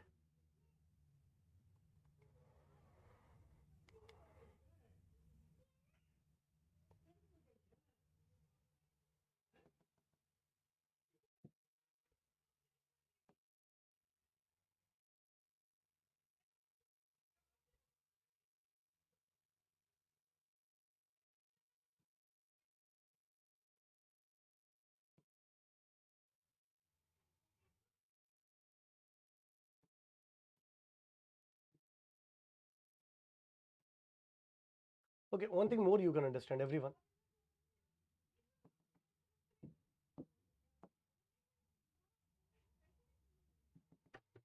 Whenever we are discussing about the arithmetic operation, then generally we are discussing, sir, conversion बता दीजिए, कौन सा conversion? कौन सा conversion बताना एक बार बताओ, वो conversion बता दूंगा मैं, कोई दिक्कत नहीं. किस टाइप के conversion की बात कर रहे हो एक बार थोड़ा सा बताओ.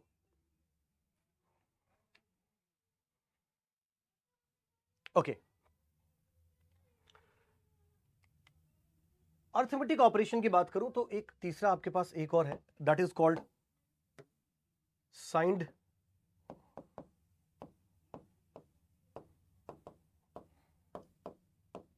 addition or subtraction if the number system is binary, right?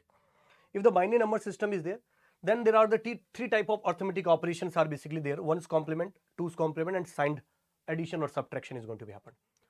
First, let me discuss about the ones complement format. Then suppose A and B, right? The first A is also in the ones complement, B is also in the ones complement, and if you'll do this addition, suppose A plus B, then directly in the 1A we have to write in the ones complement, B you have to write in the ones complement, A, B you will take.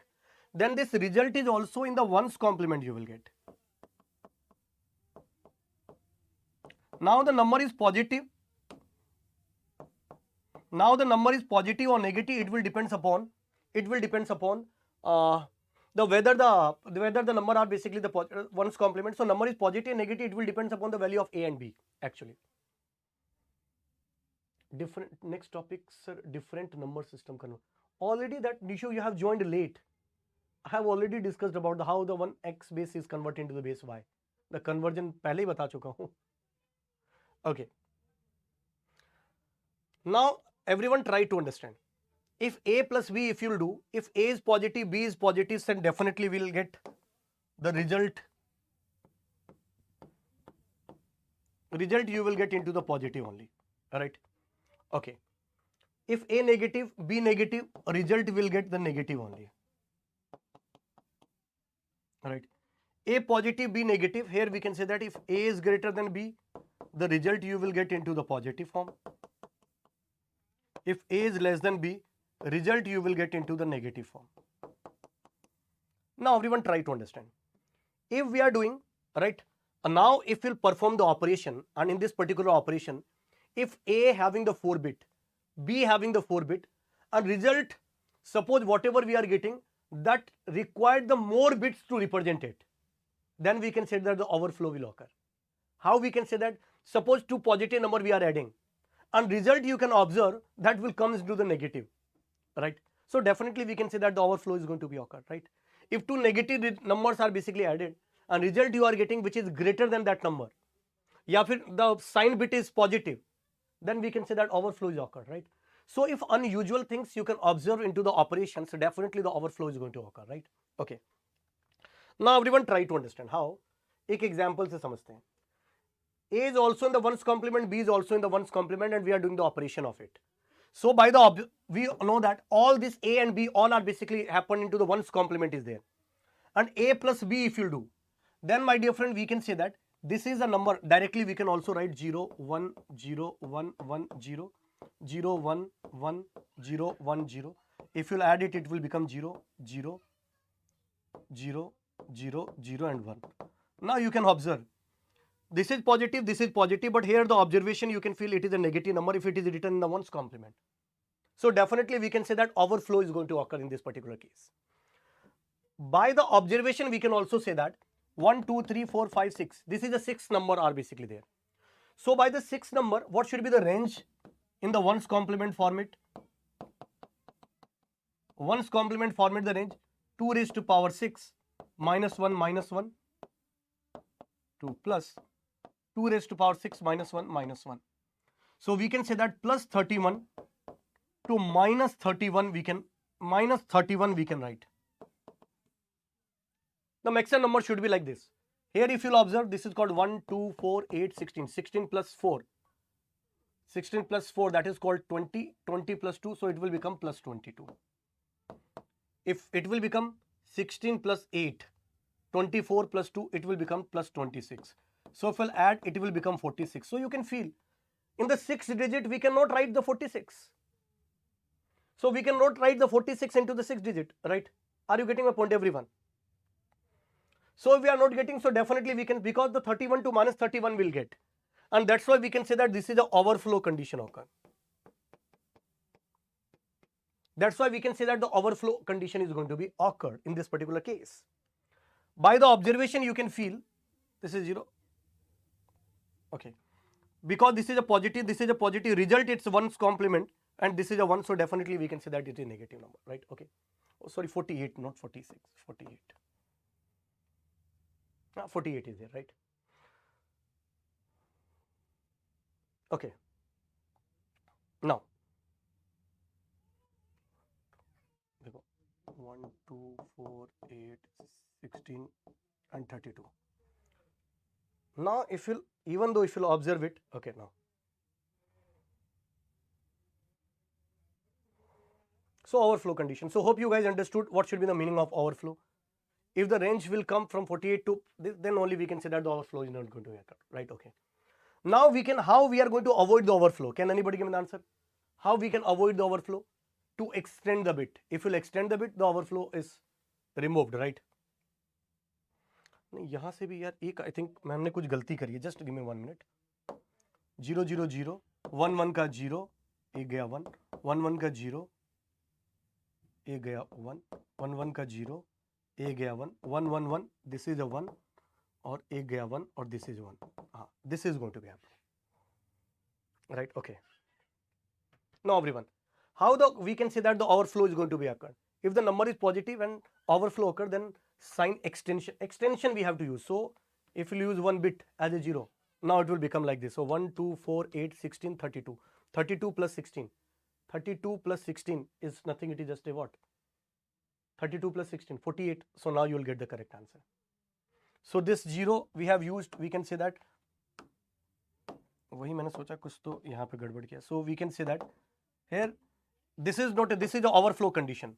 So to avoid the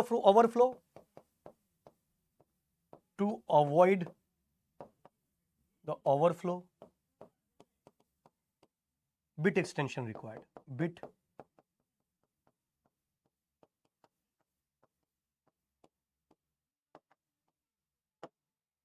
to avoid the overflow, bit extension is basically required in this particular question, right? So in the MSB you have to add 0 because it is a positive number. So when the both number are same, right, when both number in the same sign, then the one condition, maybe the overflow is going to be occurred. When A and B arithmetic operation on the numbers and result is bigger than the range, then the overflow will occur. And third, to avoid the overflow, the bit extension is basically required. We have to extend the bit, right? Okay, now. So otherwise all these operations we already know that how we are going to do it.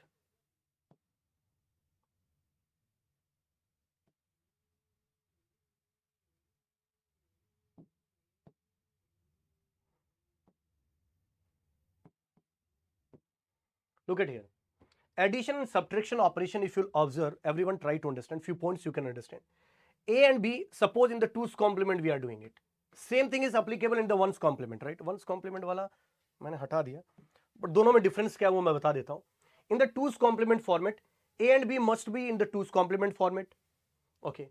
After the addition subtraction, if the result will comes in the 2's complement, after the addition and subtraction, if you'll observe, if you'll do it, the result always comes into the 2's complement form, right? After the addition and subtraction, if final carry and borrow generated, then the final carry and borrow must be discarded to get the correct result in the 2's complement format. Whereas in the 1's complement format, whenever the carry and the borrow is basically a carry will be generated, that carry will be added to get the correct result. That's the most important thing. So same thing I can write.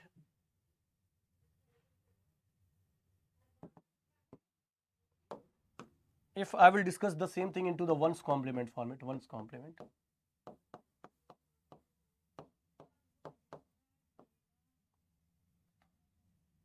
1's complement format, the A and B must be into the 1's complement form. Result will also come into the 1's complement form. And after the addition and subtraction, if final carry and generated, then final carry and must be added. Must be added in the result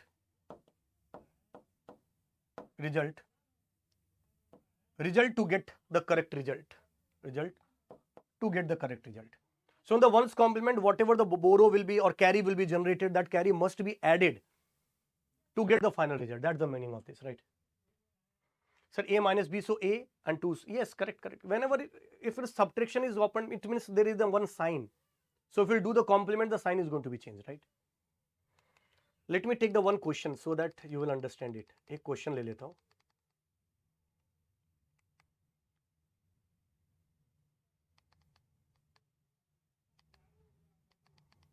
ऐसे addition subtraction का एक question ले लेता हूँ.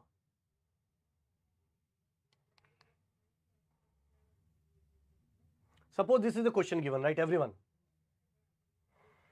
Consider the signed binary numbers. A is 0, 1, 0, 0, 1, 0 is given, right? A is given, B is given, where the B is the ones complement and MSB is the signed bit, ठीक है? B is the ones where, see the signed, okay, A is the signed form and B is the ones complement format. Then value of minus A minus B in the twos complement format they are talking about, everyone. They are talking about in the twos complement format. So everyone, just give me the answer of this question.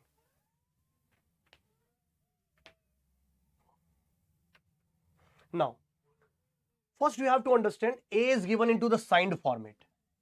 This is given into the signed. B is given into the ones complement. Answer we required into the twos complement format. So first, if you do the addition or subtraction in the any of the operation, either directly we can convert into the twos complement format and then you can do it. Minus A into the twos complement, minus B into the twos complement, then only you will get the answer. Alright, okay. Otherwise you can do, there is a multiple approach to solve this question. Method 1, if I will solve, everyone try to understand. If I will solve into the method 1, how we can do it in the method 1? First you have to understand if it is a signed representation. So in the decimal if you will convert, MSB is 0, directly we can say that this is a positive number.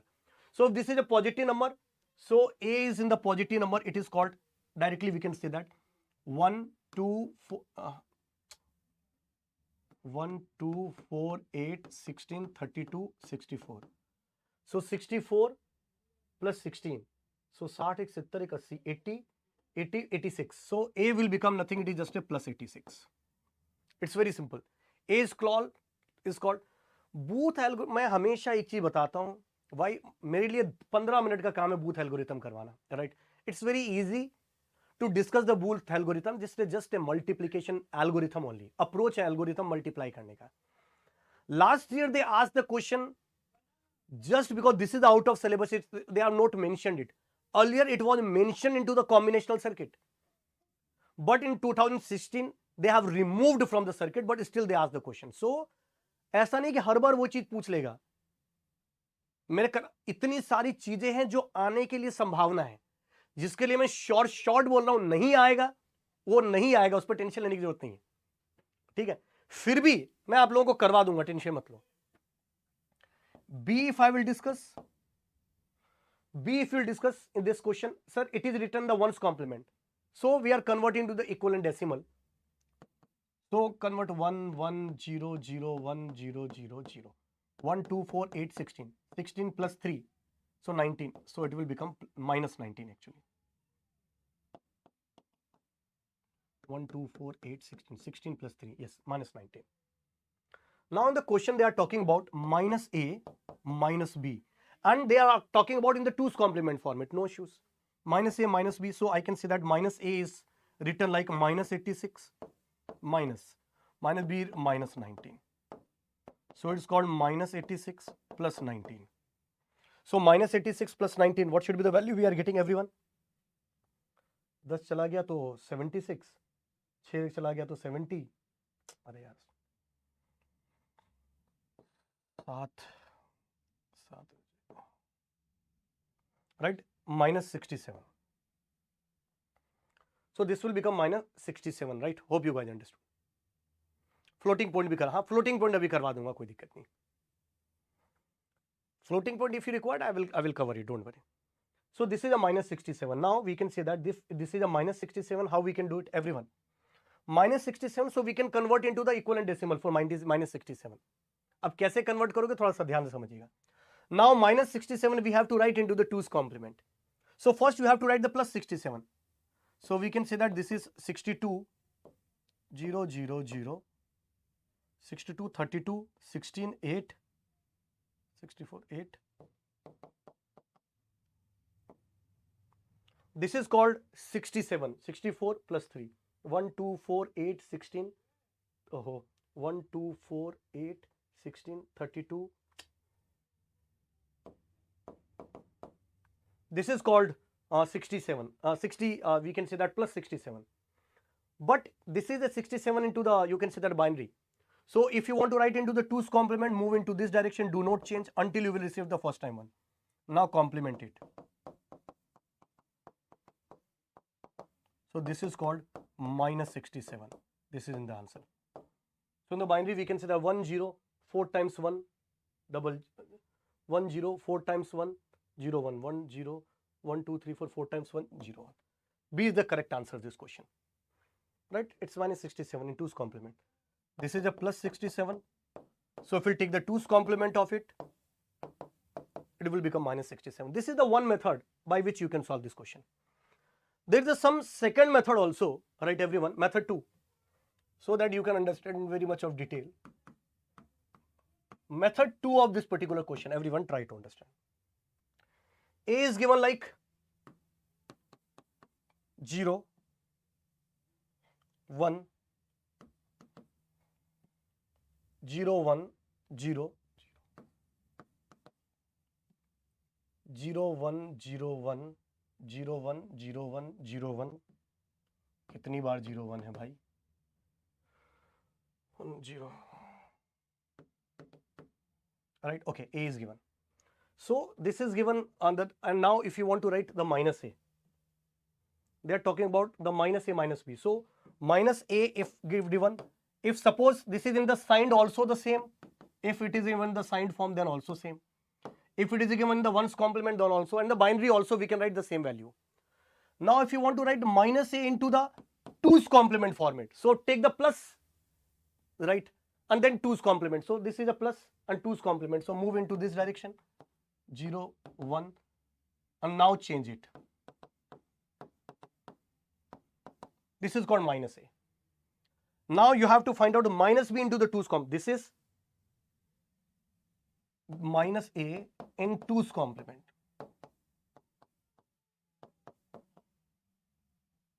It is given signed number, so directly if you take the number 2's complement, directly you will get the minus 2. Now everyone try to understand. This is B into the, B is given, कितनी बार 1 है भाई B के, slider कहाँ गया, 1 1 1 0 1, 1 1 1 0 1, 1 0 0.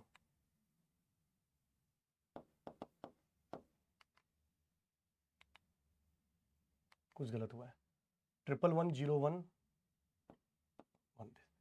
This is given into 1's complement format. Alright.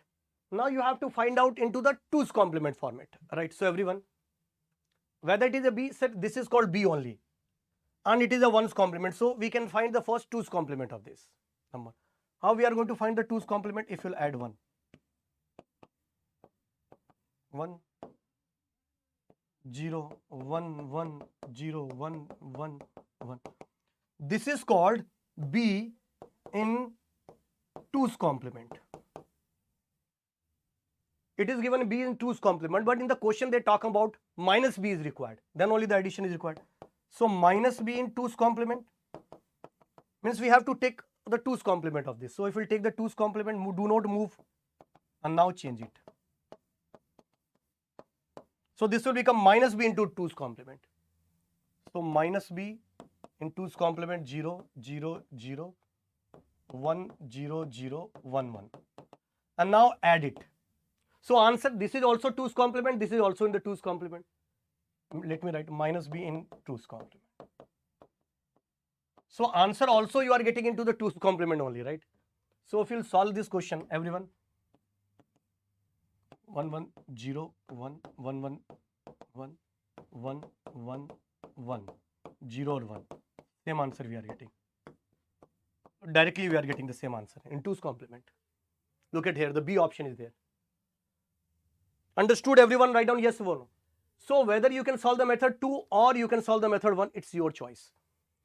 So in the method 2, what we have done, we have calculated the minus A into 2's complement, minus B into 2's complement, then addition we have performed. In the method 1, what we have solved, this one we have converted into decimal, this one we have converted into decimal, then we have calculated minus A minus B, and then whatever the result we are getting, we have converted into the decimal, that's into the 2's complement format. That's the meaning of this. So hope everybody knows about how we are going to do it, right? Everyone write down yes or no. अगर इतनी चीजें clear हो गई, बहुत सारे question इस slide के अंदर आपको सॉल्व करना है. अर्थमेटिक ऑपरेशंस में कर दिया, ओवरफ्लो बता दिया, सारी चीजें हमने इधर देख लिया, ठीक है. एडिशन सब्ट्रैक्शन का, ठीक है.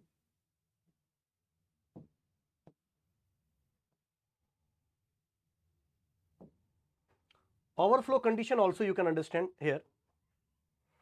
Look at here the one more example if I will consider. In the A0101 is given, it is a 2-bit complement form में दे रखा है. B is also given. If you observe, it is given in the 2's complement format. So this is still it is a plus 5. So we can say that this is called plus 5. This is called plus 5. So if we add this number, so it will become nothing. It is just a 10 you can get. Plus 5 plus 5. So answer you are getting into the 10. And 10 you can observe plus 5 plus 5. So this is out of the range. If it is out of the range is given, we can say that definitely the overflow is going to occur, right? So we can say that because 5 the 4-bit, we can write from minus 7 in the 2's complement, from minus 8 to plus 7 we can use. But the result we are getting the plus 7, so out of the range. So definitely the overflow is occurred. So we can say that it is A, it is B. Here the overflow occurred because minus 8 to plus 7 hota hai, and here if you observe, this is called plus 5, so we are getting plus 10.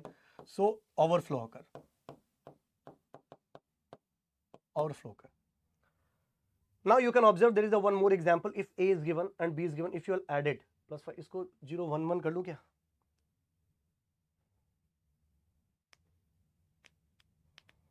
So ये तो range में यार, इसको भी solve कर लेते हैं. मान लीजिए मैंने क्वेश्चन ऐसा दिया 0 1. Now if I am talking about, everyone try to understand. 0 1 0 1 and it is called 0 0 1 1. So if we'll discuss about 0 1 0 1 and 0 0 1 1, if we'll add it, it will become 1 1 0, 1 1 0 1. So it will become 1 1 again 0. It will become again 1 1 1 0 and then 1. So answer we are getting 1 0 0. So 1 0 0 we are getting. So this is if you want to find out, okay, this number is written in the 2's complement format. So this is called nothing. It is just a minus 8. So whether the minus 8, everyone try to understand. नहीं रुको एक बार. 1 2 4 हाँ यही हो ना. हाँ this is. Now you can feel both are basically in the same sign is given. Here the sign is changed. So definitely we can say the overflow occurred. One thing more you can understand. If from here whatever the carry is there and whatever the carry is generated from this. So this is called C in and this is called C out. So if you're XORing the C in and C out, and if XORing of C in and C out, if you are getting 1, it means that definitely the overflow is going to occur, my dear friend. So here you are getting C in is called 1 and C out we are getting 0. So 1 XOR, it is 0, right? XORing there. So 1 XOR 0 C out. Oh, you too. 1 XOR 0, so we are getting 1. So definitely we can say that overflow is occurred. और वैसे भी आप देखोगे, this is A is called 5, B is called 3. So 5 plus 3 that is called 8, whereas the range is from minus 8 to plus 7. So the range, this plus 8 is out of the range is basically defined by the 4-bit. For the 4-bit. So definitely result required more bit to store. So definitely the overflow is going to be occurred, right? So ऐसे और भी बहुत सारे example है. You can take. Already we have discussed, okay, कि for the overflow if the C in XOR C out, right? If we'll XOR C in means what? Suppose A3, A2, A1, A0 we are doing it. B3, B2, B1 and B0 if we'll do. If whatever the result from A to here, whatever the carry will generated, that is called C in. And from here, whatever the carry generated, final carry, that is called C out. It will XOR these two things. and if 0 occurred means no overflow occurred, and if 1 is there it means overflow occurred. So by this also you can observe whether the overflow is going to occur or not. So sign bit, and one more thing is there. Suppose A having the sign bit X, B having the sign bit Y, and Z having the sign bit that is called Z, right? Result having the sign bit Z. So if both are basically positive, then result also must be positive. Both are negative, then must be the negative. So if X is 0, Y is 0, then Z must be 0 for the positive. But if we are getting 1, we can say that the overflow occur. Second case, if X is 1, Y is 1, and here the Z is equal to 0, then also we can say that overflow is going to be occurred. So we can say that X0 means X bar, Y bar, Z plus X, Y and Z bar. That is the overflow condition is happened. So we can say that ये दो बार में टूटा हुआ है, right? X bar, Y bar, Z is going to be happen, and the second X, Y, Z bar. That X, Y, Z all are basically the sign bit. That also the overflow occurred. This question already came into the exam. ये भी एक exam के अंदर already आया हुआ है कि भाई जब दो पॉजिटिव नंबर को जोड़ोगे तो रिजल्ट पॉजिटिव होना चाहिए. नेगेटिव आया ओवरफ्लो है, दो नेगेटिव नंबर को जोड़ोगे पॉजिटिव आया ओवरफ्लो है. तो 0 का मतलब क्या, हम X बार, Y बार और Z प्लस X, Y और Z बार ओवरफ्लो कर. Yes, correct. So if we have understood this point, let's move into the next. तो हमने बहुत सारी चीजें इधर डिस्कशन किया है.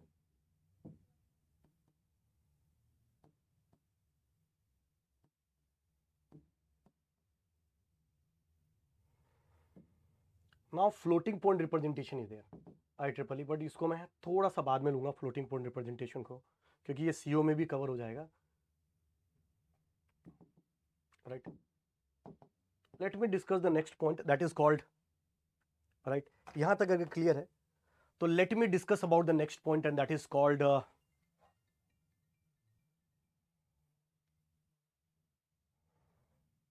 so next one is called nothing, it is just a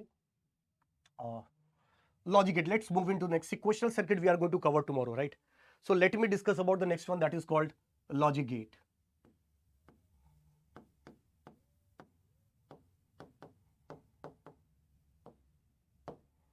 Sequential circuit एक ही शॉट के अंदर कल खत्म हो जाएगा, right? In the one shot I will take and the sequential circuit Nishu that will be happen into the two parts. It's split into the two parts. If I will start from today, it will going to be split into the two parts. तो मैं basic part बता देता हूँ, so that when tomorrow we'll start the sequential circuit, you guys are going to understand it. Okay. So everyone, logic gate, if I will discuss, the first one is called nothing, it is just a node gate if you want to write.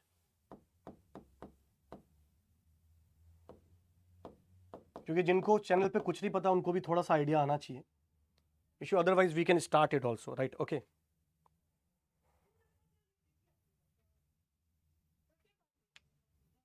Or if you required, okay.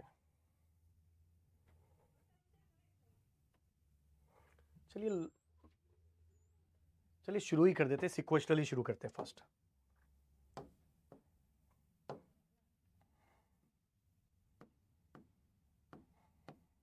और उससे पहले मेरे को थोड़ा बहुत logic gate बताना ही पड़ेगा. NAND gate and NOR gate especially, everyone. Logic gate is essentially required to understand those things also, because that is the basic building blocks, right? Okay. So everyone try to understand first. If I will discuss about the first node gate, quickly we are going to discuss. I will discuss about the node gate. 2 points are very important. From there we can expect the question from the node gate. The first point is called, suppose if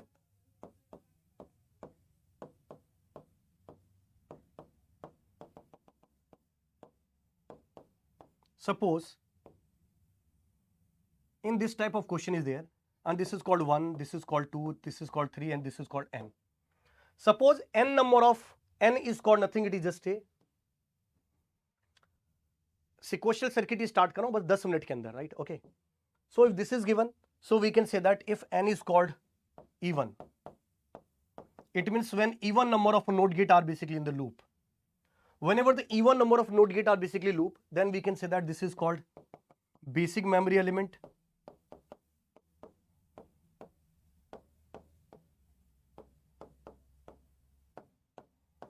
This is called basic memory element. Second one is called bistable multivibrator.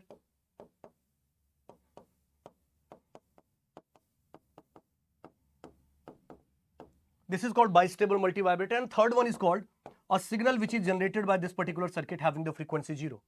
A signal which is generated by this particular circuit having the frequency 0. Now, in the similar case, if odd number of node gate in the loop,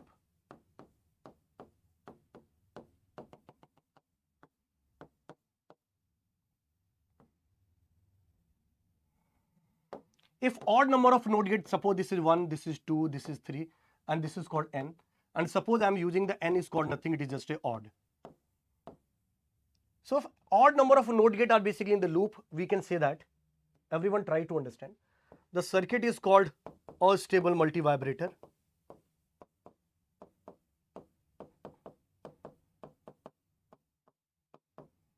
Vibrator. Second one is called square wave generator.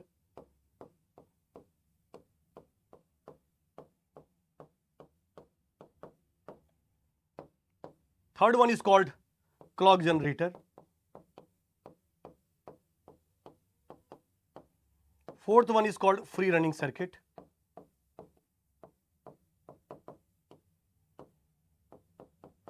Free running circuit. And fifth one is called ring oscillator.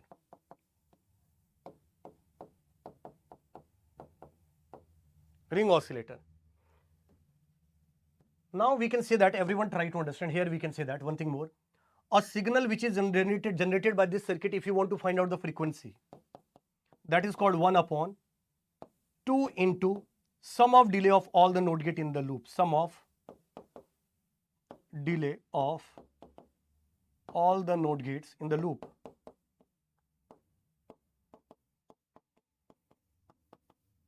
In the loop. And if all the node gates are identical, if all the node gates are identical, then sum of the delay of all the node gate, and if n number of odd gates are basically there, you can use n into tau p d. If the propagation delay of the frequent node gate is called nothing, it is just a tau p d. So if then the formula will become 2 into n into tau p d.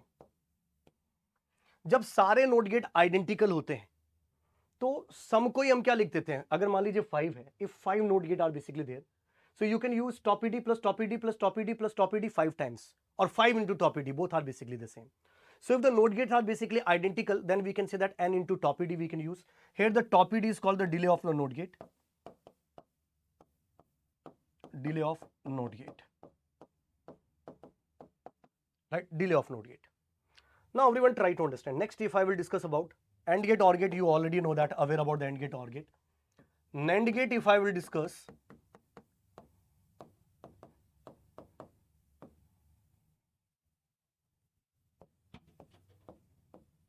either you can use this symbol, or for the node gate you can use this symbol, that is also fine for you, right?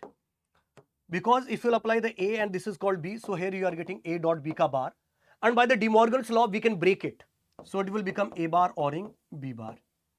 In the similar manner, here if you want to write, this is called A and B, so it will become nothing, it is just a bar ORing B bar, and by the De Morgan's law we can write like this also.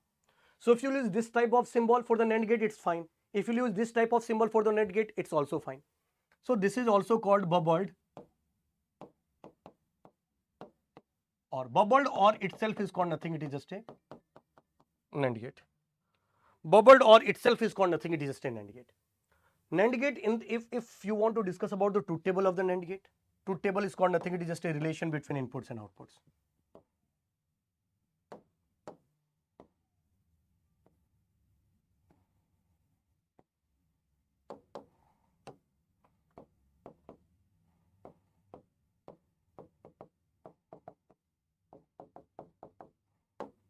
So if you want to discuss about this NAND gate, we can say that A dot B ka bar.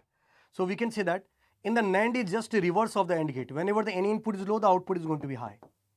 Or output is going to be low whenever all the inputs are basically low. That is called nothing, it is just a NAND gate, right? In the similar manner, if I will discuss about the NOR gate, right? In the similar manner, if I will discuss about the NOR gate,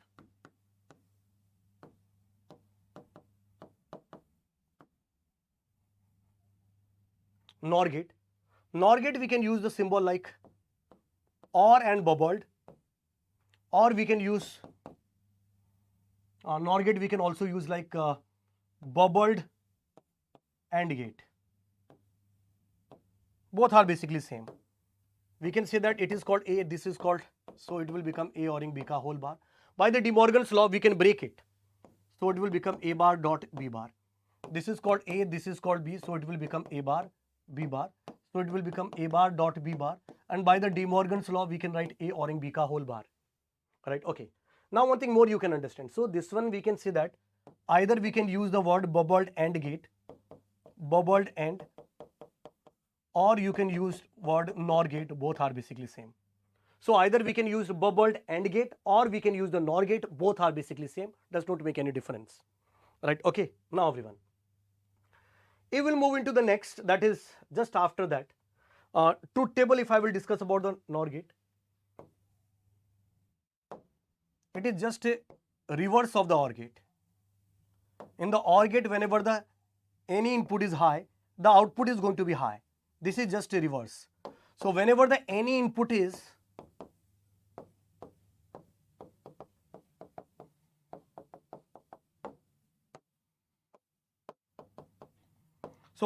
any input is high, the output is going to be low. Output is going to be high when all the inputs are basically low. That's what it is called, nothing, it is just a NOR gate.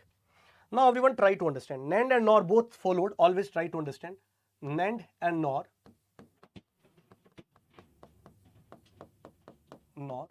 both follows commutative law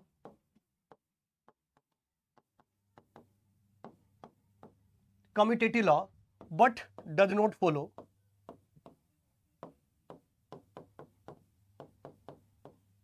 the commutative law but does not follow the associative law.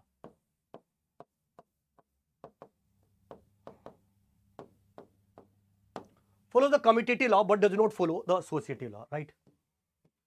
So everyone try to understand. That is the first point you can understand. What should be the meaning of commutative law? Everyone try to understand. For the NAND gate, if you want to discuss,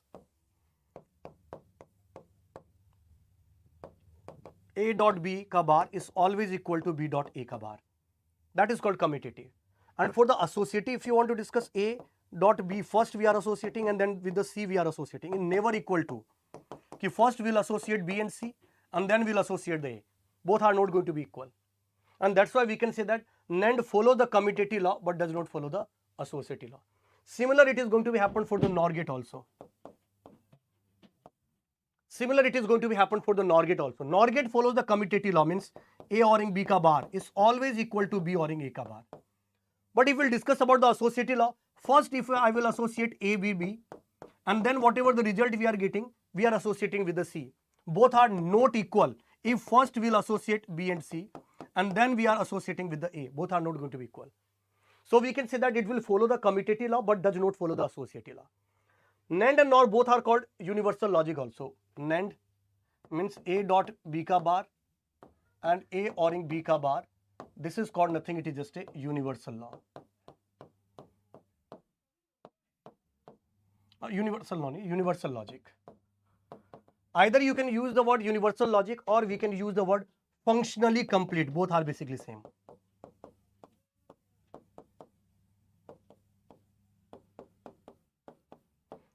Alright. The actual technique how we are going to find out the universal logic, everyone try to understand.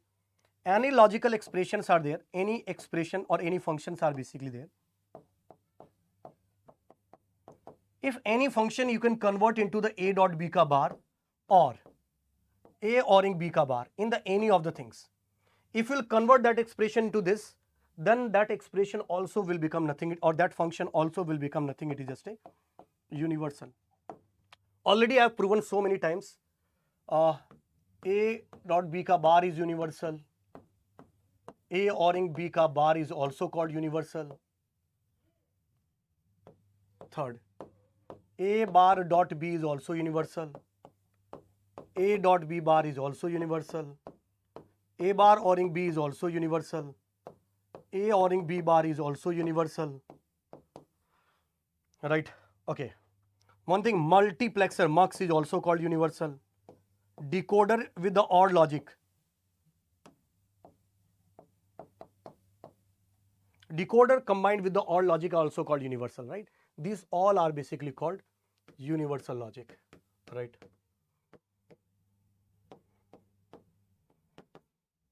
That is called universal logic, right? Okay. So this is called nothing, it is just a universal logic. Now everyone try to understand. If you have understood this point, the universal, next let me discuss about the XOR gate and XNOR gate, right? Okay.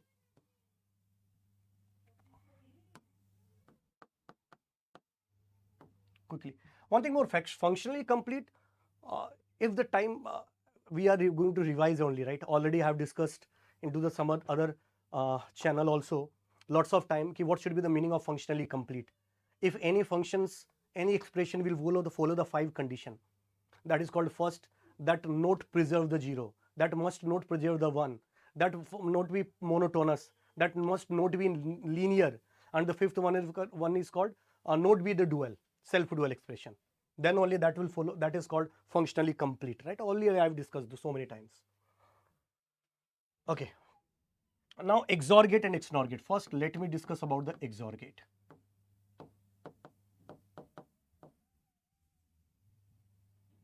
If XOR gate is there, everyone try to understand. First one is called symbol. If I will discuss for the XOR gate, this is called symbol, right? So if I will make, this is called A, this is called B, so this will become nothing, it is just a XOR B. We can write this XOR gate into the two way. One is called into the SOP and the second one is called into the POS form. If I will write into the SOP form, then we can say that this is called A bar B plus AB bar. And if you want to write into the POS form, this is called A bar plus B bar dot A plus B. If you'll write the truth table, of this XOR gate,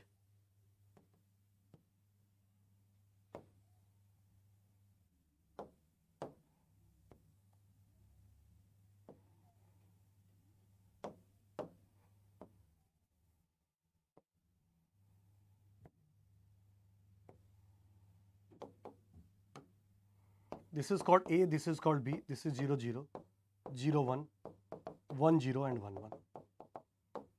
So if I will write A XOR B, everyone try to understand. Both are same, so 0, complement of each other, so the value is going to be 1. You can put over here and you will get the answer, right? Now here you can feel one thing more. Third, if you write A XOR A, both are basically same. And if you write A XOR A bar, then we can say that everyone, A XOR A is called nothing, it is just a 0, and A XOR A bar is called 1. Right? You can feel with both are basically different, then the value is 1, both are basically same, the value is going to be 0. And one thing more you can observe, if one come inside, another should go outside. So if one come inside, another should go outside. If one come inside, another should go outside. So if I will discuss about what should be the value of A XOR 0, we can say that the answer is A. If I will discuss about what should be the value of A XOR 1, the answer is called nothing, it is just a bar. So A XOR 0 is called A XOR 1 is called nothing, it is just a bar. That is the meaning of this, right? Okay, now, if you have understood this point, everyone, if you have understood this point, let's move into the fourth part of this.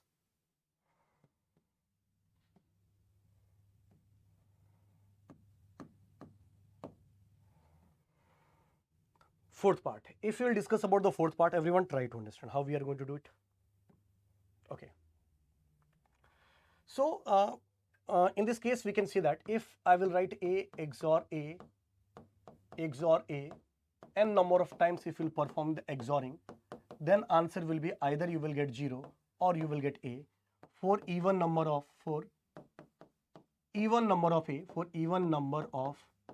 A, the value is 0, and for the odd number of A,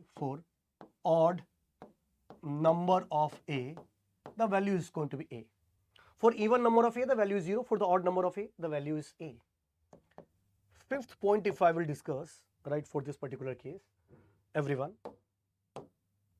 in this particular case only, if I will discuss, suppose this is the XORing is given, right, and this terminal is called floating terminal, stop or control input, anything you can use the word,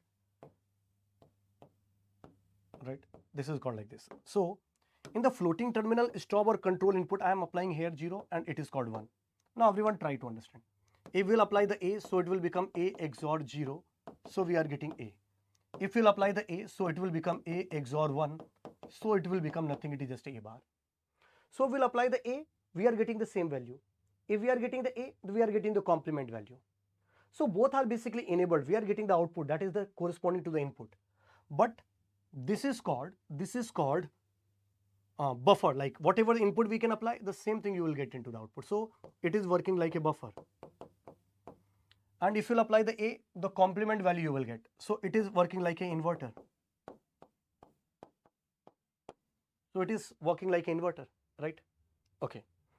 Now one thing more you can understand here, the sixth part for this.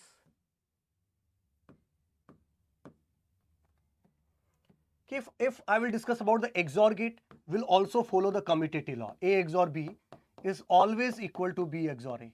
Look at the truth table. If you'll feel the truth table, if you look at the truth table, if we'll interchange the value of A and B, the table output is not going to be affected. It means it will follow the commutative law. But if we'll discuss about the associative law here, it will follow the associative law also. Any of the two value you can associate, always equal value you will get. Okay, now everyone try to understand, look at the truth table and observe it. The output you will get for the even number of 1 into the input or odd number of 1 in the input. If you'll observe A, B, and then you can observe in the input, irrespective of the position, when odd number of times the ones are basically present, the output is going to be high. So my dear friend, in the XOR gate, we can make a one statement also, and that is called output of the XOR gate, exclusive OR gate, XOR gate is high. Output of the XOR gate is high when odd number of ones are present in the input. Irrespective of the position, you have to find out, you have to count the number of ones only, right? So output of the XOR gate is high when odd number of ones are present in the input. Inputs. Good morning, Kamini, how are you, beta? So output of the XOR gate is high when odd number of ones are basically present into the inputs, right? Okay, now one thing more you can feel, my dear friend, 8th point, whenever I will discuss about the A XOR B XOR C, this is called in the midterms 1, 2, 4, 7. This is called 1, 2, 4, 7 is there, right? So this is called 1, 2, 4, 7. Okay. And XOR expression is always the minimized expression, you can say that, right? In the similar manner, if I will discuss about the XNOR gate, everyone try to understand. If I will discuss about the XNOR gate,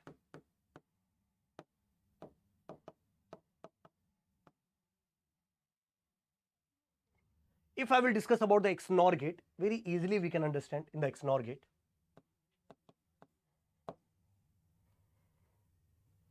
First, the symbol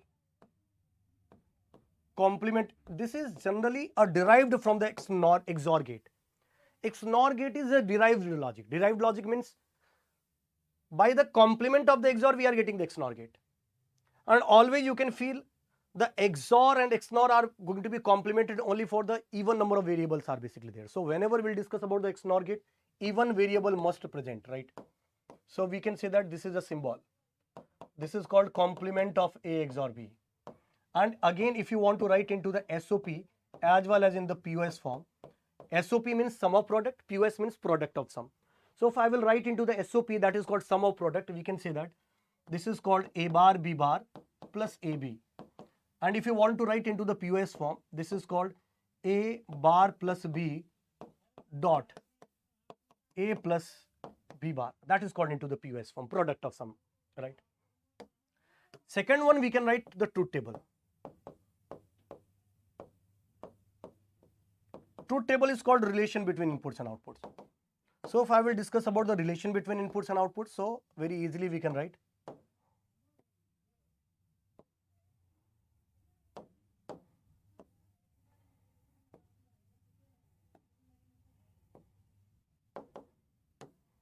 so this is called A, this is called B, so it will become 0, 0, 0, 1, 1, 0 and 1, 1.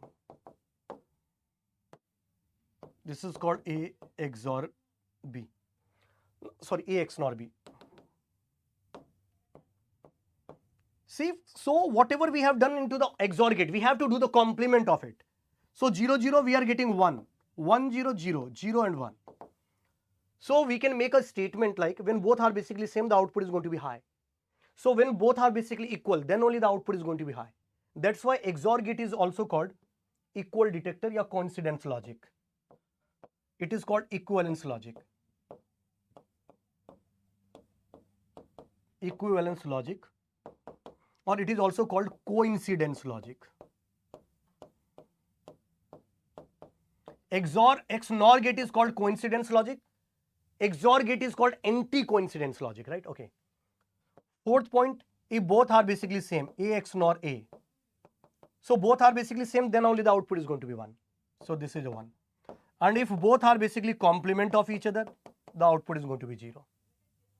So we can say that everyone try to understand. If one come inside, another should go outside. If one come inside, another should go outside. So if anybody will ask A XNOR 1, you will say that A. If I will ask A XNOR 0, you can say that A bar. So भाई हो तो रहा था, number system आज करवा तो दिया हूं, कल से क्वेश्चन भी आपका कवर हो जाएगा पूरा.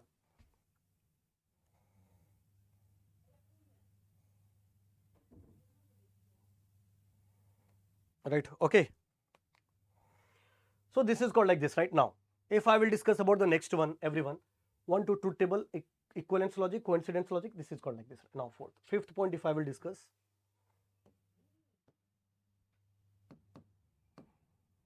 If I will write A XNOR A XNOR A, like that, it is XNORing of A is happening. So we can say that this is called either we are getting 1 or we are getting A. For even number of A,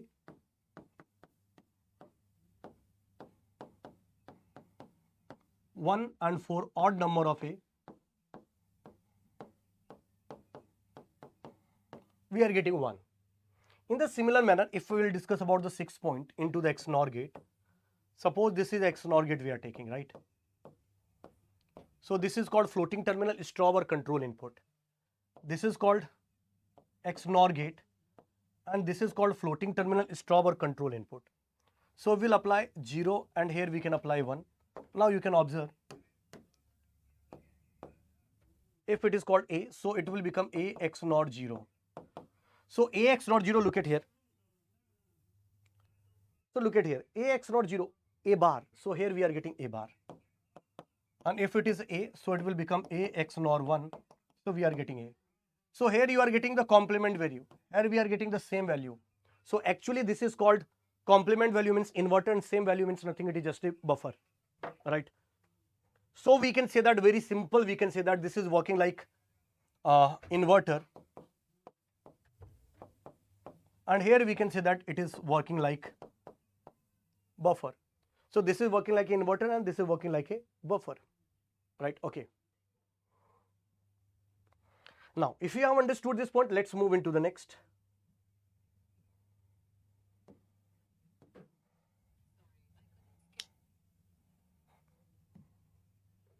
Okay. Now for the 7th point, always you can understand the 1 point, everyone. XNOR gate is complement of XOR gate only when the even number of variables are there. Whenever the odd number of variables are there, like this, then it is equal to XOR only. No complement happen. You can make the table, you will get the answer. So here we can make a statement, 2 type of statement. First, everyone, for even number of variable,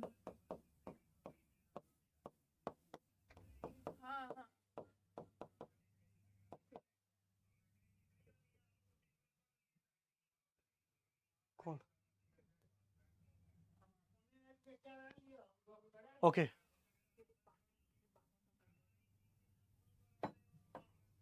Okay, for even number of variable, if I will discuss, then we can say that XNOR is a complement of XOR gate. Means XNOR is a complement of XOR gate. The meaning of this one is called output is high when even number of ones are present in the input.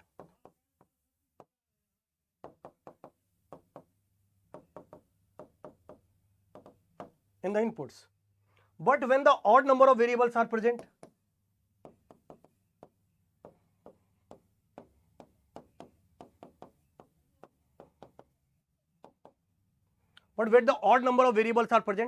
then XNOR itself will become XOR.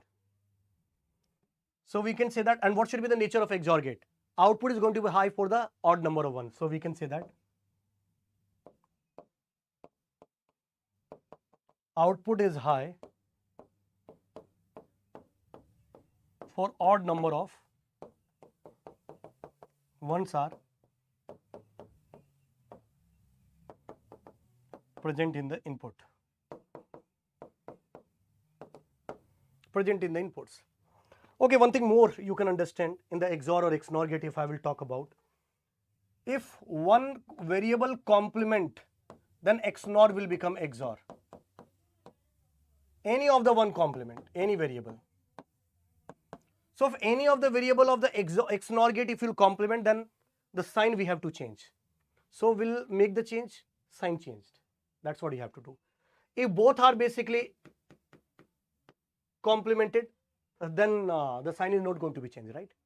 So for the odd number of complements, sign will change, right? Now everyone try to understand in the similar manner. If A bar XOR B, if I will ask, or A XOR B bar, if I will ask, itself is called nothing, it is just a XNOR B. Or if both are complement, then XNOR itself will become XNOR, right? This is also an important conclusion, we can say that, from where we can expect the question, right? Okay. Anywhere you can use, right? Anywhere you can use. If one variable, if you want to complement it, you have to sign the change, right? Change the sign actually. The complement will become, XOR will become XNOR, XNOR will become 1.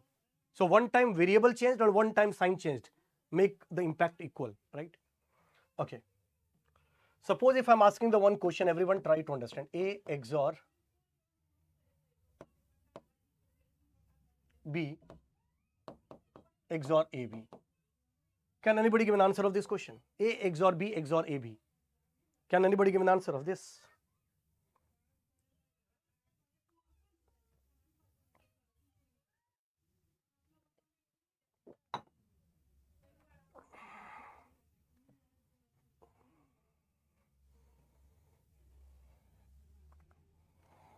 Look it. If you want to solve this, everyone try to understand here. There are two methods. Suppose method 1, if you will solve. Method 1 क्या मैं directly solve कर देता हूँ, everyone. In the XOR gate, we can take the common also. And it will follow the commutative as well as XOR as well as XNOR gate, both will follow the commutative law as well as the associative law. So we'll take the B common. So only into the this common terms we can take only into the XOR. We cannot take into the XNOR, right? So if I will take the XOR B, so it will become 1 XOR A. 1 XOR A will become nothing, it is just a bar. So it will become A bar B. Now whenever this symbol is used between two variables, the first ka complement dot second as it is plus first as it is second ka complement. Now so A bar dot A bar, so it will become A bar B plus, here we can say that if you want to write this is called A, and here we can say that A plus B bar. De Morgan's law we are using. So it will become A bar B plus A dot A plus A B bar. Now if I will take the A common, so A B bar is absorbed into the A. That's what become absorption law. So it will become A bar B plus A. Now we can use the distribution theorem. A we can distribute with the A bar, and A we can distribute with the B. So it will become A bar plus A, and we can say that A plus B. So answer is called A ORing B. So everyone try to make a statement कि whenever the A XOR B XOR AB is there, whenever the two XORing used between two variable, same variable is used with the product sign with the XOR gate, then we can write this is just a OR gate, it will become, right? In the similar manner, whenever I will write A XOR B XOR A plus B, if one come inside, another should go outside. So if this will come here, this will goes to this. So it will become A dot B. So you can write like this also. It's quite simple, right? Quite interesting, the fact regarding to the XOR gate, right? Okay, one thing more. Sometime you can feel in the XOR gate, the question we can observe like this also. This is XOR given, and the min terms it is given like 1, 3, 5, 6, 7.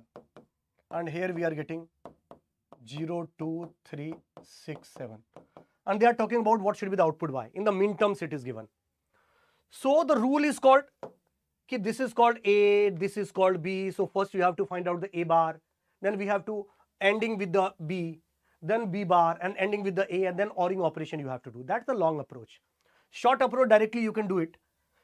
XOR will cancel the value which is basically same.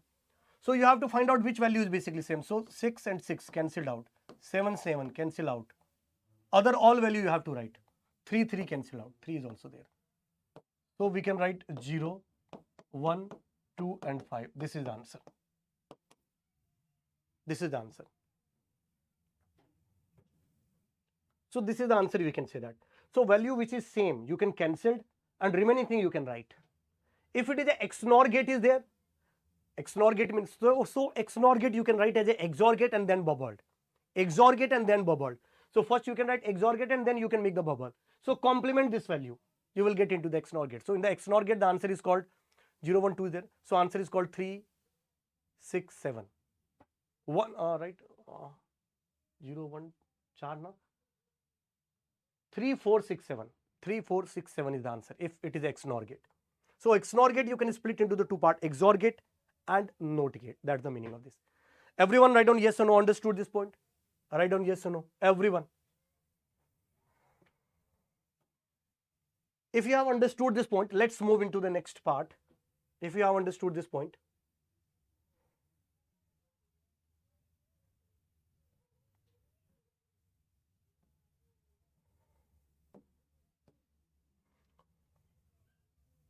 Boolean algebra, then we'll discuss about the Boolean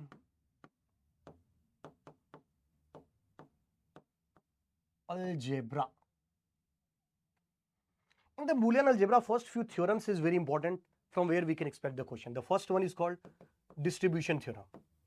If A plus BC is there, you can distribute the A with B and A with the C. That is called distribution theorem. That's the very important. Second one is called, if I will write the consensus or distribution or consensus, or we can say that consensus theorem or not observation, redundancy theorem. If A is there with the B and A bar is there with the C, and suppose B and C is given into the product term, so we can we can remove the product. So answer will become AB plus A bar C. So by the two variable, it's very simple, right? We can say that consensus theorem, 3 terms are there. Each term consists of 2 variables. Each variable repeated 2 times. Only one variable repeated in the complement. So a term where the variable and their complements are there, which is the answer. But suppose if the more variable is there, then you can remove the one universal concept, and the universal concept is there. If any variable is there or anything is there and the complement is also available in the some other terms, then with those variable, whatever the terms are present and whatever the values are present, with the complement, whatever the values are present, suppose both are basically in the product term it is given, we can remove this product term, right? Suppose if 4 variables are basically given, then also it is applicable, right? Third one is called transpose theorem. A plus B is there and A bar plus C is there. So first with the last and last with the first, you can write AC plus A bar B we can write. This is called right. Fourth one, we can say that absorption law. A plus AB is there. So AB is absorbed by the A, you are getting A.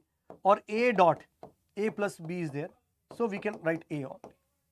So we can say that this one is the meaning of this one is called, if P dot P plus anything is given, answer only P. And the similar P plus P dot anything is given, answer will be P only. That is called nothing, it is just a absorption law. And the fifth point, we can say that De Morgan's law. De Morgan's law, A, B, C का whole bar is called A bar dot B bar dot C bar, and A plus B plus C का whole bar is called nothing, it is just A bar dot B bar dot C bar. That's the meaning of this, right? Okay, now in the Boolean algebra, any function you can write into the, suppose any function is given, then there will be the two way to represent the any function. If you represent the any function, either we can write into the mean terms, SOP, sum of product and product of sum. But the both will represent the same function. It's not meaning that both are not complement of each other. Both will represent the same logic actually, right? Okay. In the SOP, whatever the terms are present are called mean term. And in the POS, whatever the terms are present, that terms are known as max term. Then there are few terminology which is very, very important to understand. One is called standard form, second one is called canonical form. First, if I will discuss about the canonical form, everyone. Canonical form. Canonical form means each terms of Boolean function consists of all the variable. If any function is there in which all the terms or each terms must contain all the variable, then that expression are called canonical form. So we can say that if each terms consist of all the variables,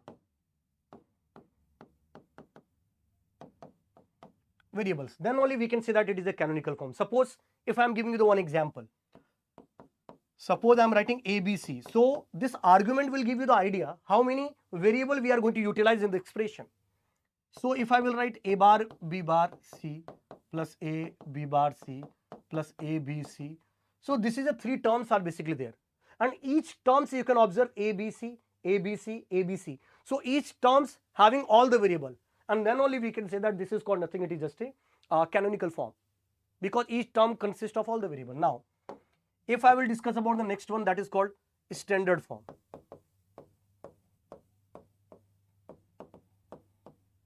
If I will discuss about the standard form, in the standard form we can say that all the terms or at least any of the term does not contain all the variable. So I can write at least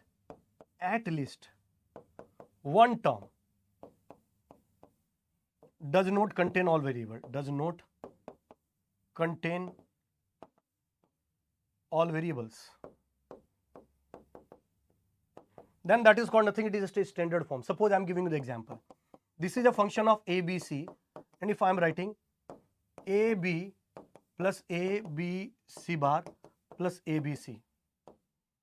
Suppose this is a function given, right? So now you can feel this is a three terms function, right? But first term does not contain all the variable. Here the C is missing. So this is called standard form. And what is called literals? Literals.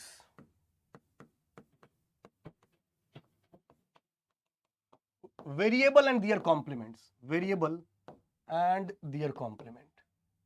You have to count into the any expressions are there. In those expression, variable and their complement you have to count. So variable and their complement.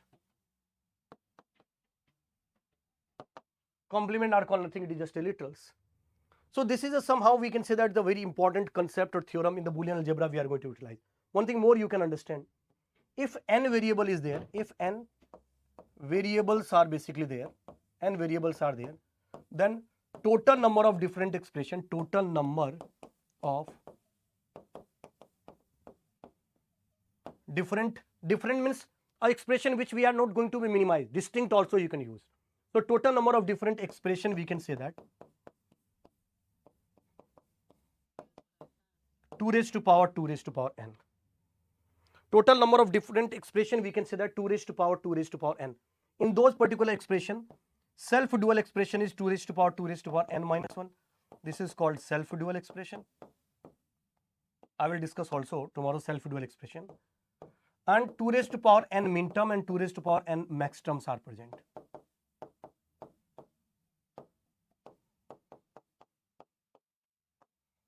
Right? So this one we can say that. Now, the remaining portion of this, so tomorrow, right, we will not start the K-map and all the things, right, because already you guys are aware about the K-map. So directly We'll discuss the sequential circuit tomorrow, right? And after the sequential, we'll start the combinational. So in the reverse order, we'll study, right? Okay. It's a revision, Maha Marathon or Maha revision. So in the revision means you have already gone through the syllabus, right? So tomorrow we'll discuss the sequential circuit and the remaining portion. Okay, everyone. So leaving this session here only, guys. If you have any type of the doubt, anything, do into the comment box, right?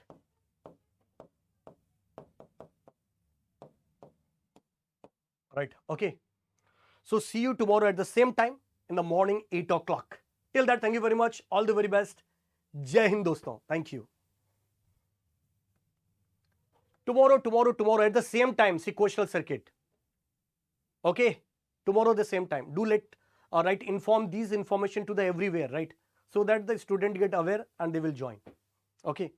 Thank you.